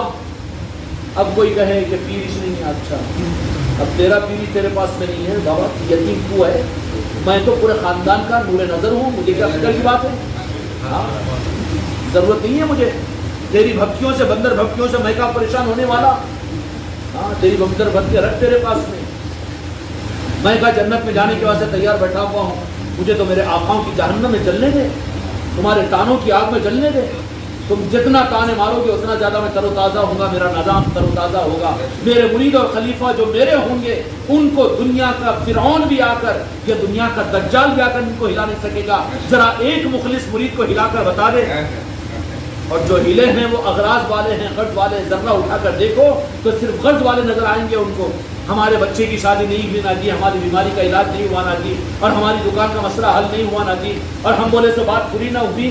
ذرہ اٹھا کے دیکھو تو یہ نکلے گا وہاں پر. اور ایسوں کی مجھے کیا ضرورت ہے؟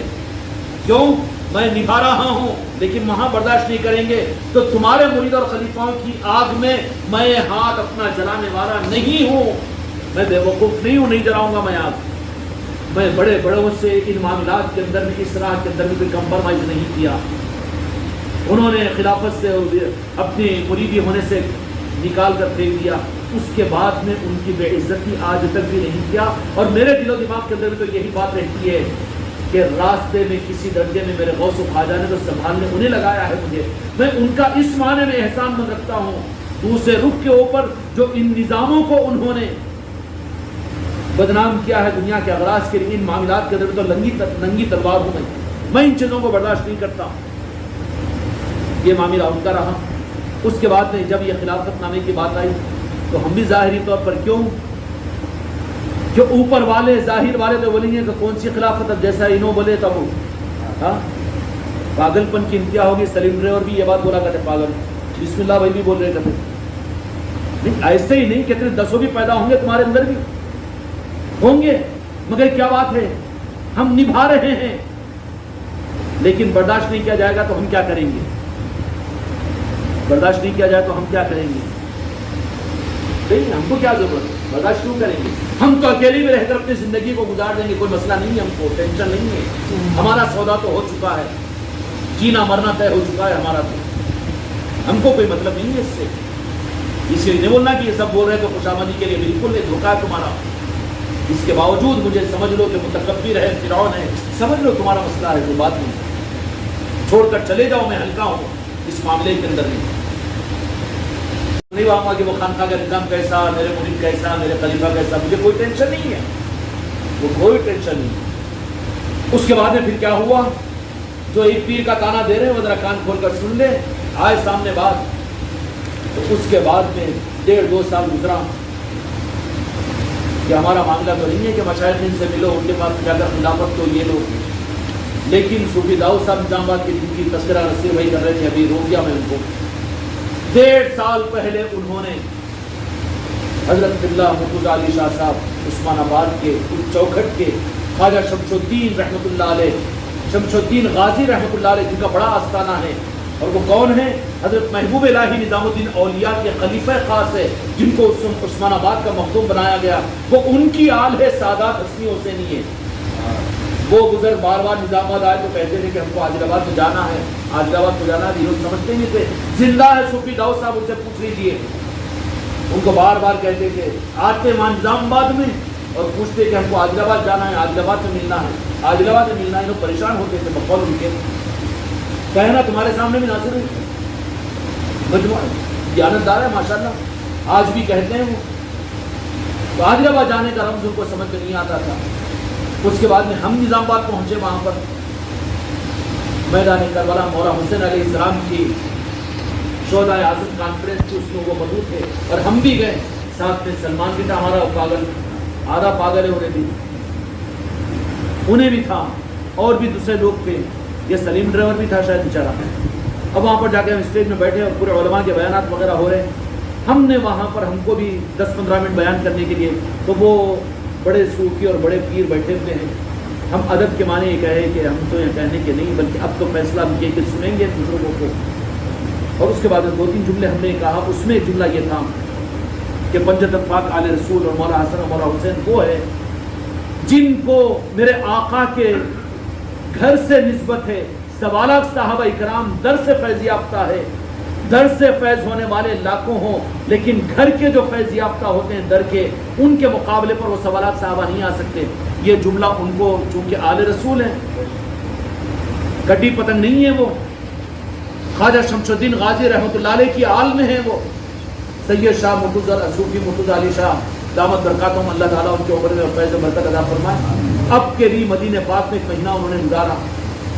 ہر سال مدینے کی حاضری ہوتی ہے، مکے کی، بغداد اور ایران اور عراق کی. اور ان کے پاس میں شاید کہ ہندوستان کے اندر میں کوئی پیر اتنے خلافتوں کو جمع نہیں کیا.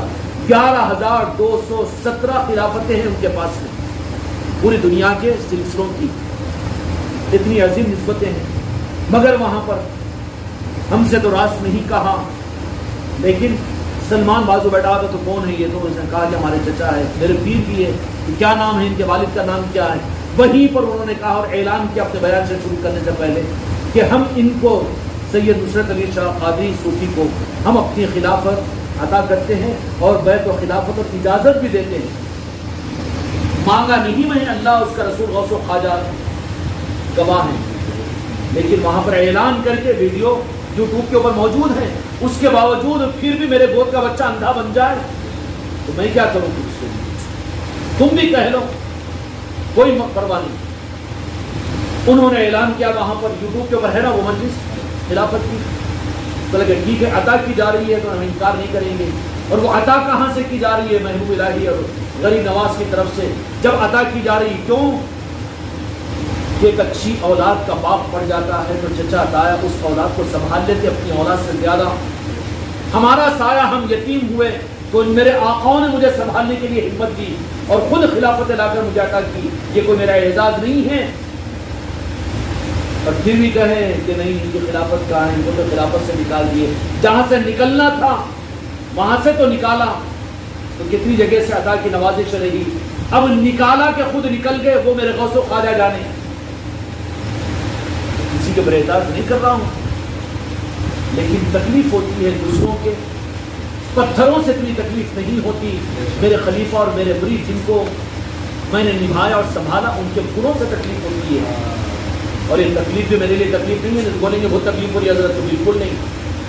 تکلیف تو صرف سلطان الہند کے اس جملے سے ہوئی تھی کہ نبھا رہے ہیں تو برداشت نہیں کیا جائے گا. اور برداشت نہیں کیا جائے گا کس کو؟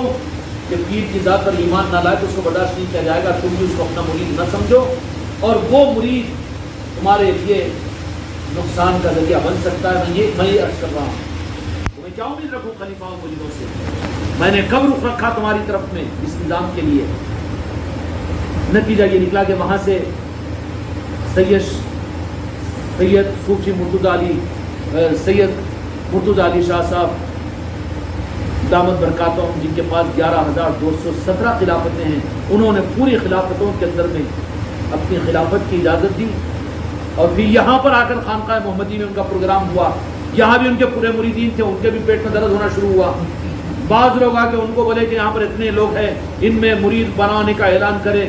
تو وہ بزرگ میرے سرکاری چنا جی، ہاں، انہوں نے یہ اعلان کیا کہ اس خانقاہ میں بیٹھ کر مجھ سے بیعت ہونا یہ ہے کہ تم سید نصرت علی کے ساتھ میں بیعت ہو جاؤ. یہ میرا بچہ ہے، ان سے جو بیعت ہوگا وہ میرا ہے. اب ان کے پیٹ میں درد ہے، ہماری خلافت کا اعلان نہیں کرے. میں کیا کروں؟ میں بولنے لگایا. میں تو احتیاط میں اسٹیج پر نہیں جا رہا تھا، حجرے میں بیٹھا ہوا تھا. انہوں نے بلایا اعلان کر کے. مجھے ضرورت نہیں ہے نا، میں چھپتا ہوں تو میرے آقا مجھے سامنے لاتے ہیں. وہ ان کا نظام ہے تو میں کیا کروں؟ اب نتیجہ یہ نکلا کہ وہ ہو گیا 1.5 سال 2 سال کی بات. اس کے بعد پھر اب یہ صوفی نگر نرمل دور تو نہیں ہے نا وہاں کے، اب وہ صوفی عبدالصمد صاحب جو ان کی آل میں ہیں، ان کو وہاں پر اشارے ہوئے کہ خانقاہ محمدی جائیے. اور وہاں پر نصرت صاحب کو اور ان کے بیٹے کو، ان کو وہ صوفی سرکار کی طرف میں اشارہ ہوا. انہوں نے رابطہ کیا یہاں پر ایک آدمی سے کہ یہ کون ہے؟ تو بولے کہ خانقاہ محمدی کے. اچھا ہوا، ان سے رابطہ کیا، رابطہ انہوں نے کروایا. پر یہاں پر بھی ان کے پیٹ دکھنے والے بعض لوگ ہیں. ہر جگہ ہے نا، ہے کنبے کے اندر میں الگ الگ رہتا نا. کوئی زیادہ کھا کے پچاتا، کوئی کم کھا کے بیٹا گھر ڈکارا لیتا. اور بعض اچھی غذا ملی بولے تو اس کو پیخانے لگ جاتے. اور کوئی ہے کہ اچھی غذا کھایا تو ذرا صحت مند ہوتا. گھر کے اندر میں ہوتے نا جی، ارے اس کو ذرا کم کھلاؤ جی، اچھی غذا اچھا ہے کہ کل ہگنے لگ جاتا اس کو. تو یہاں پر بھی ہے، یہاں بھی خلیفہ، یہاں پر بھی مریدوں کے اندر میں ہو سکتا ہے وہ چیز. وہ خلیفہ کو اتنا آگے کیوں بڑھا دے رہے؟ انہوں تو نئے ہیں مگر میں تو پرانا ہوں، میں اس لیے آگے تو بیعت کرایا تھا، حضرت ان کو زیادہ کیوں چاہ رہے؟ یہ بھی ہو سکتے پیخانے لگنے والے میرے پاس سے بھی. میں بھی یہ ساری چیزوں کو سمجھتا ہوں. ارے وہ پرانے مریدوں کو ہم کو نظر انداز کر دے رہے، نئے مریدوں کو بہت زیادہ. یہاں بھی ہو سکتے، ڈکارا بھی آ سکتے، پیخانے بھی لگ سکتے. میرے نظام کے اندر بھی ہو سکتا ہے. میں اتنا پارسا نہیں ہوں، لیکن میں ٹینشن سے فری ہوں. کیوں کہ نبھاتا تو میں ہوں لیکن برداشت کرنا نہیں کرنا ان کے ہاتھ میں رکھا ہوں میں. جن کو ان کو برداشت کرنا نہیں ہے خود راستے سے ہٹا دیتے انہوں. اگر میں ہٹاؤں تو اور زیادہ بدنام کریں گے نا مجھے. آنے نہیں دے رہے تو اجمیر شریف کو بھی لے جا رہے نہیں بولے. اب اولیاء روکتے کہ بولے کس کو تو آنے سے تیرے کو تو روک دے رہے نا مگر اس پہ تو سمجھ لینا. نہیں بولے وہ پابندی لگا دی بولے کہ خالی مریدین اور خاندان والے جانا بولے. اب جتنے لوگ جاتے تھے 100-200 آدمی چل جاتے تھے بولے کیوں نہیں لے جا رہے بولے. اولیاء کہاں سے روکتے بولے اولیاء تو آؤ بولتے تو میں تیرے کو جانے سے روک رہا ہوں کیا میرے قافلے میں مت جا تو اس سے پہلے جا میں تجھے روانہ کرتا ہوں یا اس کے بعد میں جاؤ. حیدرآباد سے بولا نا کہ میں آپ کو ناصر نہیں بولے ہم پلین سے آ جاتے نہیں تو پھر ٹرین سے آ جاتے. ریزرویشن ہو گیا تو اجمیر میں آ کر میرے سے ملنا نہیں تم اس لیے کہ میں اپنے آقاؤں کی بات کو نہیں نکال سکتا. ملیں گے تو میں مقیم ہو جاؤں گا. تم 3 تاریخ سے پہلے چلے جاؤ یا 10 تاریخ کے بعد میں اجمیر شریف جاؤ میں دعائیں دے کر تم کو بھیجتا ہوں. اگر 3 تاریخوں میں بھی ضد کر کر آنا ہو تو اجمیر میں ہم سے آ کے ملاقات نہیں کرنا تم. اب میں تو ان معاملات میں احتیاط میں اتنا ہوں اور کوئی کہے کہ اولیاء تو اپنے آستانوں پہ بلاتے بولے اور انہوں کیا ہے. اب ان کی حماقت میں انہوں بڑے اپنے آپ کو تیسمار خان جھبے ابے پہن لے کے اور ہزاروں مریدوں کو دیکھ لے کے اب انہوں ان کے چشتے رومالوں کو دیکھ کر ان کو بہت تکبر آ گیا بولے. بزرگوں کے نام پر خدا کی قسم بزرگوں کے نام پر میں کبھی ہاتھ پانے نہیں دوں گا. اپنی بات کو میں بزرگوں پر ڈال رہا ہوں تو میں کفر کر رہا ہوں. کیوں ڈالوں گا مجھے کیا ضرورت ہے. میرے آقاؤں نے مجھے اتنا عطا کر دیا دل اور قلب کے اعتبار سے کہ مجھے کس چیز کی تمنا ہے. مجھے مریدوں کی خوشامدی کی ان کے استقبال کی اور ان کی تعظیم اور ان کی ادب کی مجھے کہاں تمنا ہے. نتیجہ یہ نکلا کہ وہ صوفی صاحب کہاں کے نرمل کے تھا صرف 80 کلومیٹر کی وہ تو 450 کلومیٹر تھا اور یہ دلی والے بابو کا مسئلہ تو 1100-1200 کلومیٹر کا تھا. نزدیک نزدیک آیا نا جی نظام. اور وہاں سے یہ 450 کلومیٹر عثمان آباد پھر وہاں سے لا کر رکھ دیے صوفی سرکار کو 83 کلومیٹر. اتنا قریب کرے کہ نہیں کرے. اب اس کے باوجود بھی کوئی یہ کہے کہ کون ان کا پیر. اب تیرے کو کیا سورج نکلنے کے بعد آنکھیں پوچھ کے کہہ رہا بیٹا کہاں ہے دن نہیں نکلا ابھی دن نہیں نکلا تو ذرا جا بڑے گڑھے پہ پاس لے چھوڑ تو دن نہیں نکلا کہ ذرا ایک قدم آگے ڈال دھڑ بول جاؤں گرتا بیٹا ہمیشہ کے واسطے گڑھے میں جاتا پھر کیا کرنا ہے. میں ایسا بھی گڑھا کھودتا ہوں سنے شاہد صاحب ہاں نبھاتا ہوں کے چکر میں مت رہو. اتنا ہی خطرے والے گڑھے لا دیتا ہوں سامنے. جا کس کو پیدا ہوا کس کو ستا رہا ہے کس کو پیدا ہوا کس کو ستا رہا. نکل یہاں سے. ہاں تیرا محتاج میرے کو کیوں سمجھ رہا میرے نظام کو میں تیری خوشامدی کیوں کروں گا. تو ہوگا اپنی جگر کا قابل آدمی. تو بیان کرنے والا تو تقریر کرنے والا تو نعت پڑھنے والا تو سلام پڑھنے والا تو بھائی تیری جگہ ہوگا مگر میرے کو کیا کرنا ہے. تو ان کو بشارت ہوئی اور کہا انہوں نے پھر وہ ایک آدمی سے رابطہ کیے. انہوں نے ان آدمیوں سے رابطہ نہیں کیا. بعد میں پتا چلا ہم کو تو بولے کہ ہاں ایسے ایسے خانقاہ محمدی ہے یہ نظام. اچھا اتنا قریب لیکن کبھی ہماری زندگی میں ملاقات نہیں ان سے. پہلی بار یہاں پر وہ جب آئے تو ہماری ملاقات کی. کب ابھی آئے تھے نا تو وہ درمیان کے آدمیوں بولے کہ جا کے ملاقات کرو. تو اتفاق سے اس دن سلطان الہند غریب نواز کے خادم بھی یہاں پر آئے ہوئے. یہ اتفاقی چیز ہے ان کا بھی آنا اور یہ خادم کا بھی یہاں پر آنا. بھیجا نا جو سلطان الہند سند دے رہے اتنی سندوں کو کھل کر دیکھنے کے بعد میں بھی پیرش نہیں ہے. پیر کا پیر بولو تو پاگل. میرا باپ نہیں ہے پاگل. تو باپ کا بیٹا نہیں ہے. تو حرام خور ہو گیا. تیرے رگوں کے اندر حرام کا خون ہے جو اب اچھلا ہے. تو اپنی اصلاح کی فکر کرنا. اب نتیجہ کیا نکلا کہ وہ آئے. پہلی ملاقات مسجد کے اندر میں کرا. اللہ گواہ ہے خدا کی قسم. وہاں نے خاجیار اور دیکھتے ہوئے کہا کہ ہاں ہم کو بھیجا گیا ہے اور صوفی سرکار کا حکم ہے کہ آپ کو خلافت دیں اور آپ کے ساتھ میں آپ کے بیٹے کو بھی اس کو بھی ہم خلافت دیں گے. جبکہ بیٹے کو مرید بھی ہم نے نہیں بنایا تھا. بنانے لگانے کا حکم کیا گیا تھا. علی کو بھی نا اس وقت میں بیعت کیے تھے اجمیر شریف میں مولا علی کے حکم کے اوپر. اب کیسا تھا ان کو حکم آتا رہے پاگل سے. دیر کو بیگم کا فون سنے آتا سعودیہ میں تو ہے یہاں پر تو یہ فون پہ تجھے یقین ہے میرے مولا علی کے فون پر مولا علی بات نہیں کر سکتے. تو یہودیوں کی اولاد ہے. ہاں تیری بیوی بیگم یہاں پر تو سعودیہ میں. ہاں ہلو بیگم ہی چھے گی وہ. اس پہ یقین تجھے. اب میرے آقا اور مولا علی مولا حسن مولا حسین سلطان الہند غریب نواز غوث العظم پنجتن پاک اگر وہ کسی سے بات کرنا خدا کی قسم میری اوقات نہیں کہ میں یہ کہوں تو ان سے میں بات کروں گا. مگر میں نے کب کہا وہ اگر کرنا چاہے تو مختار ہے نا، وہ تو کر سکتے ہیں نا وہ. نہیں ان سے کیسا بات ہوتی کہتے جی، اور وہ دلی والے بھی پاگل پن کے وہی بولے ارے ان کے اولیاء سے بات ہوتی کہتے بہت سارے. تم بھی ایسا بولے تو کیسا؟ پھر کہاں ہے؟ خالی زبانی جمع خرچ تھی، اندر کچھ بھی نہیں. زبانی جمع خرچ تھی اوپر کی، اور وہ بھی دنیا کیش کروانے کے واسطے. نہیں بولے وہ اولیاء کا تصرف کسی آدمی پر کیسا ہوگا، کسی مرید پر. مطلب کہ ایک موقع آیا تھا کہ حضرت آپ تصدیق کریں گے نا، ایک بچہ مرید بھی نہیں تھا، وہ اسلم ہمارے سالے کا بیٹا. اس پر عالم شاہ ولی آئے تو آپ خود بولے تھے نا کہ ہاں یہ بزرگ آ رہے، اس کے اوپر اپنے کو بلا کے ان کو بھی کچھ کروا دینا. تو بچے پر آ سکتا ہے تو کسی فرد پر نہیں آ سکتے کیا؟ بات نہیں ہو سکتی کیا؟ ارے مگر نہیں بولے ہماری اجازت کے بغیر صابر پاک خانقاہ میں کیسا آ سکتے؟ صابر پاک بولے کہ خانقاہ ہماری ہے اور ہم کو تمہاری اجازت لینا پڑتا. تمہارا ہی پتہ ایسا کٹ کراتے کہ 1.5 سال کے اندر میں کہیں پر نام نہیں رہے گا تمہارا. صابر پاک نے 1.5 سال پہلے فرما دیا تھا. رسالوں میں نام تھا، ہر جگہ نام تھا، ہر جگہ تو نام لکھتے تھے، لیکن کیسے نام ہٹے؟ کہ بولے کہ عادل آباد والے بھول جائیں گے. اور واقعتاً 2-2.5 سال ہو گیا مریداں ترستے رہتے، لیکن عادل آباد کو دیکھنے کی نوبت نہیں آ رہی ہے. نہیں گھمنڈ نہیں کرنا، بزرگوں کے سامنے گھمنڈ اور تکبر نہیں چلتا. یہاں پر تو قدم بوسی چلتی ہے، قدموں کے اندر میں خیرات بننا پڑتا ہے تو خیرات دی جاتی ہے. خیرات لینے کے بعد میں انہیں بھی ذرا اکڑ جائے تو کمر پہ لات مارتے تھے. اکڑا تو خیرات لے کے میرا بھکاری زبان سے کہتی ہے کہ میری ذات کے بغیر صابر پاک کیسا آ سکتے وہاں پر؟ ہاں اچھا کیسا آ سکتے؟ تم کیسا آ سکتے؟ صابر پاک ہے وہ، ان کا ہے معاملہ. تم میں نہیں آ سکتے، وہ تو مالک ہے غریب نواز سلطان بھی. وہ جس کو چاہے دنیا کے اولیاء کو جن کو چاہے بھیجے. خانقاہ کس کی ہے؟ تمہارے پیر کے باپ کی نہیں ہے، تمہاری نہیں ہے، یہ تو میرے غریب نواز کی ہے، چاہے جس کو وہ بھیجے. غوث الاعظم کی پنجتن پاک کی ہے. دمشق کے اولیاء کو یہاں پر بھیجا جاتا ہے، ملک شام کے اولیاء یہاں پر آتے ہیں. کیسا آتے ہیں، کیسا بات کرتے ہیں؟ تجھے سر پر بھروسہ ہے، یقین ہے، اور تجھے تو کہتے ہوئے تیری زبان سے بدعقیدوں کی بات اچھی نہیں لگتی. نہیں، ان کا نظام ہے، چاہے جس اسباب کے ذریعے سے بھی کرے. وہ سیل سے کر سکتے ہیں تو کسی کے وجود سے نہیں کر سکتے، یا وہ راست نہیں کر سکتے، بالمشافہ نہیں کر سکتے. خدا کی قسم کر سکتے ہیں. جو جس درجے کا ہوگا اس درجے کے ساتھ ان کے ساتھ معاملات ہوں گے. ہوگا کہ نہیں ہوگا؟ مگر شک میں ڈالنے کے لیے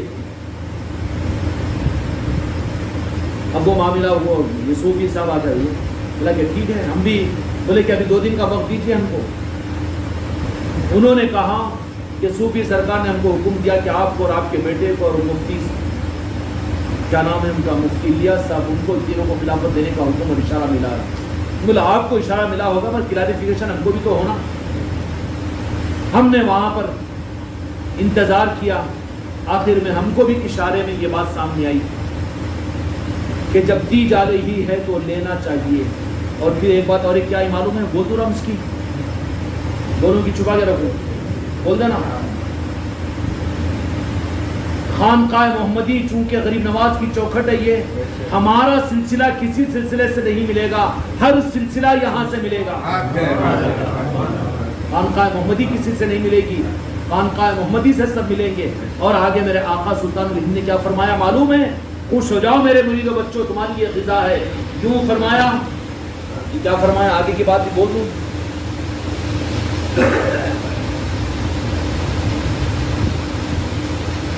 کیوں نہیں بولنا ہے؟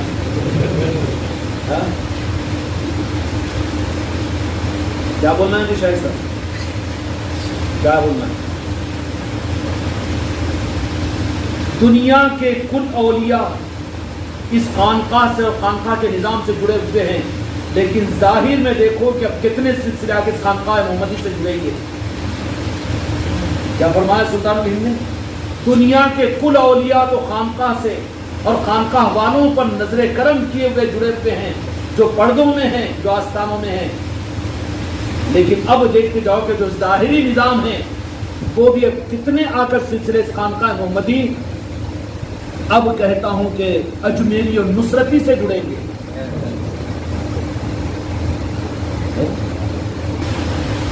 ہاں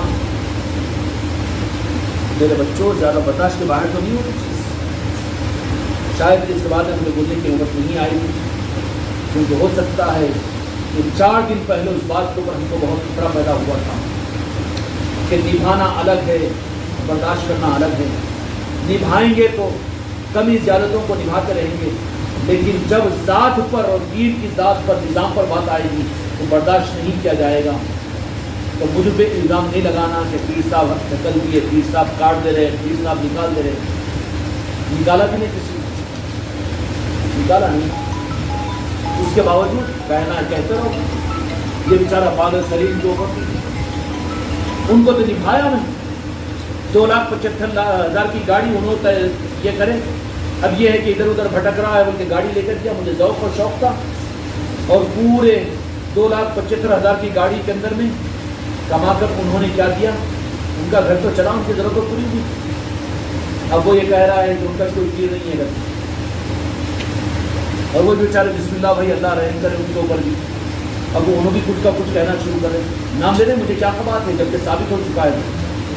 اور یہی نہیں بلکہ مجھے میرے مریدوں کو فون کر کر کے بھی ارے کر لو، جن کا ہاتھ سر پر تھا انہوں نے باضابطہ لکھ کر دیا کہ نصرت کو بیت سے نکال دیا ہوں، اور نصرت گمراہ کر دے رہا ہے، اور نصرت سے جو جڑیں گے وہ میری خانقاہ میں نہ آنا، میرے ساتھ پہ نہیں ہے، اور میرا ان سے کوئی تعلق نہیں۔ جب ان لوگوں نے جن کو میں اپنا بڑا سمجھا تھا ان سے اس ذات کو ذرہ برابر بھی قدموں میں رچک پیدا نہیں ہوئی، تو اب ہاتھ کے نیچے والوں سے میں بھپکوں گا؟ اب مجھے کوئی فکر ہے؟ تکبر کی بات نہیں ہے، بلکہ ایک حقیقت کو آج خانقاہ محمدی کی تاریخ کے میں کھول کر رکھ دیا ہوں، اس کو 1-2 بار نہیں 3-4 بار سنو۔ اب چونکہ جو بات 4-5 دن پہلے میں نے عرض کیا تھا کہ ہر میرا مرید فوجی بنے، چاروں طرف سے حملے ہوں گے، اب میں تو میرا کام ہے کہہ دینا، اس کے باوجود اگر شکاری بن جائے کسی کی ریوالور کے اور کسی کے تیر و تلوار کے تو تمہاری قسمت ہے، وہ مجھے کیا کرنا ہے؟ میں کسی کی خوشامدی نہیں کروں گا، کیونکہ میری خوشامدی کرنا میری خود غرضی بن جائے گی نا۔ تم کو کیا ضرورت ہے، تمہارا کیا مفاد ہے؟ تمہارے مرید ہوں گے لیکن نظام ہمارا تم کہتے ہو، کیوں ہمارے نظام کو ہلکا کرے؟ تو پھر جواب دے سکتا ہوں، اس لیے مجھ سے یہ امید مت رکھو میرے خلیفہ اور میرے مرید کہ میں تم کو زیادہ نبھاؤں گا، حد سے زیادہ۔ تاریخ کھول کر رکھ دیا نا، یہ جو کچھ خانقاہ محمدی کے اور میرے سلسلے کے اور میری ذات کے بارے میں جو باتیں کھولا ہوں، زیادہ سے زیادہ 6% ہے 100 میں، 94% ایسی باتیں ہیں کہ تم کو میں بتا بھی نہیں سکتا ہوں۔ کیا ہے؟ اب تم مجھے گمراہ بولو کہ اس معاملے کے اندر میں مجھے کافر بولو، کہ تم مجھے رافضی بولو کہ شیعہ بولو، اور تم مجھے جہنمی کہو، سب کچھ برداشت ہے، لیکن یہ 6% کے اندر میں تم لوگ سمجھ جانا تو پھر خطرے میں نہیں پڑو گے۔ اب اگر یہ 6% 6 نمبر ہی کے اندر میں تم غرق ہو گئے تو پھر اب تمہاری قسمت اور مجھے کوئی واسطہ نہیں ہے۔ اللہ تعالیٰ ثبات کرتے استقامت کچھ اور آپ کو عطا فرمائے۔ بحمد لا الہ الا اللہ۔ نظام کی زندگی چلا جاتا ہے تو وہ حسد اور چبن کی وجہ سے شیطان کو کوئی راستہ نہیں سدھرتا ہے، تو اس طرح سے لوگ جو ذرہ موقع دے اس کو، ان کو لے کر اس طرح سے لوگوں کو تیار کرتے ہیں، اور اس طرح کی بات، اور ان کی پہچان یہ کہ سامنے نہیں، دیوار کے پیچھے بولیں گے یا رات کے اندھیروں میں بولیں گے۔ قرآن مجید اللہ تعالیٰ نے فرمایا ان کی پہچان، جن کو برداشت نہیں کیا جانے والا ان کی پہچان۔ اب تم رک جاؤ جہاں کے نظام کے بارے میں بولنے سے، اگر بول رہے ہو انجام آج تو تمہارا کھل کر سامنے بات کو کر دیا ہے کہ شاید اس بات نہیں کر سکتا تھا لیکن ظاہر کروا دیا گیا، اس کے باوجود انجام کے خود ذمہ دار ہے، اس کی ذمہ داری نہ خانقاہ پر ہے نہ نظام پر، نہ مالکیت پر ہے۔ اللہ استقامت کے ساتھ چلائے۔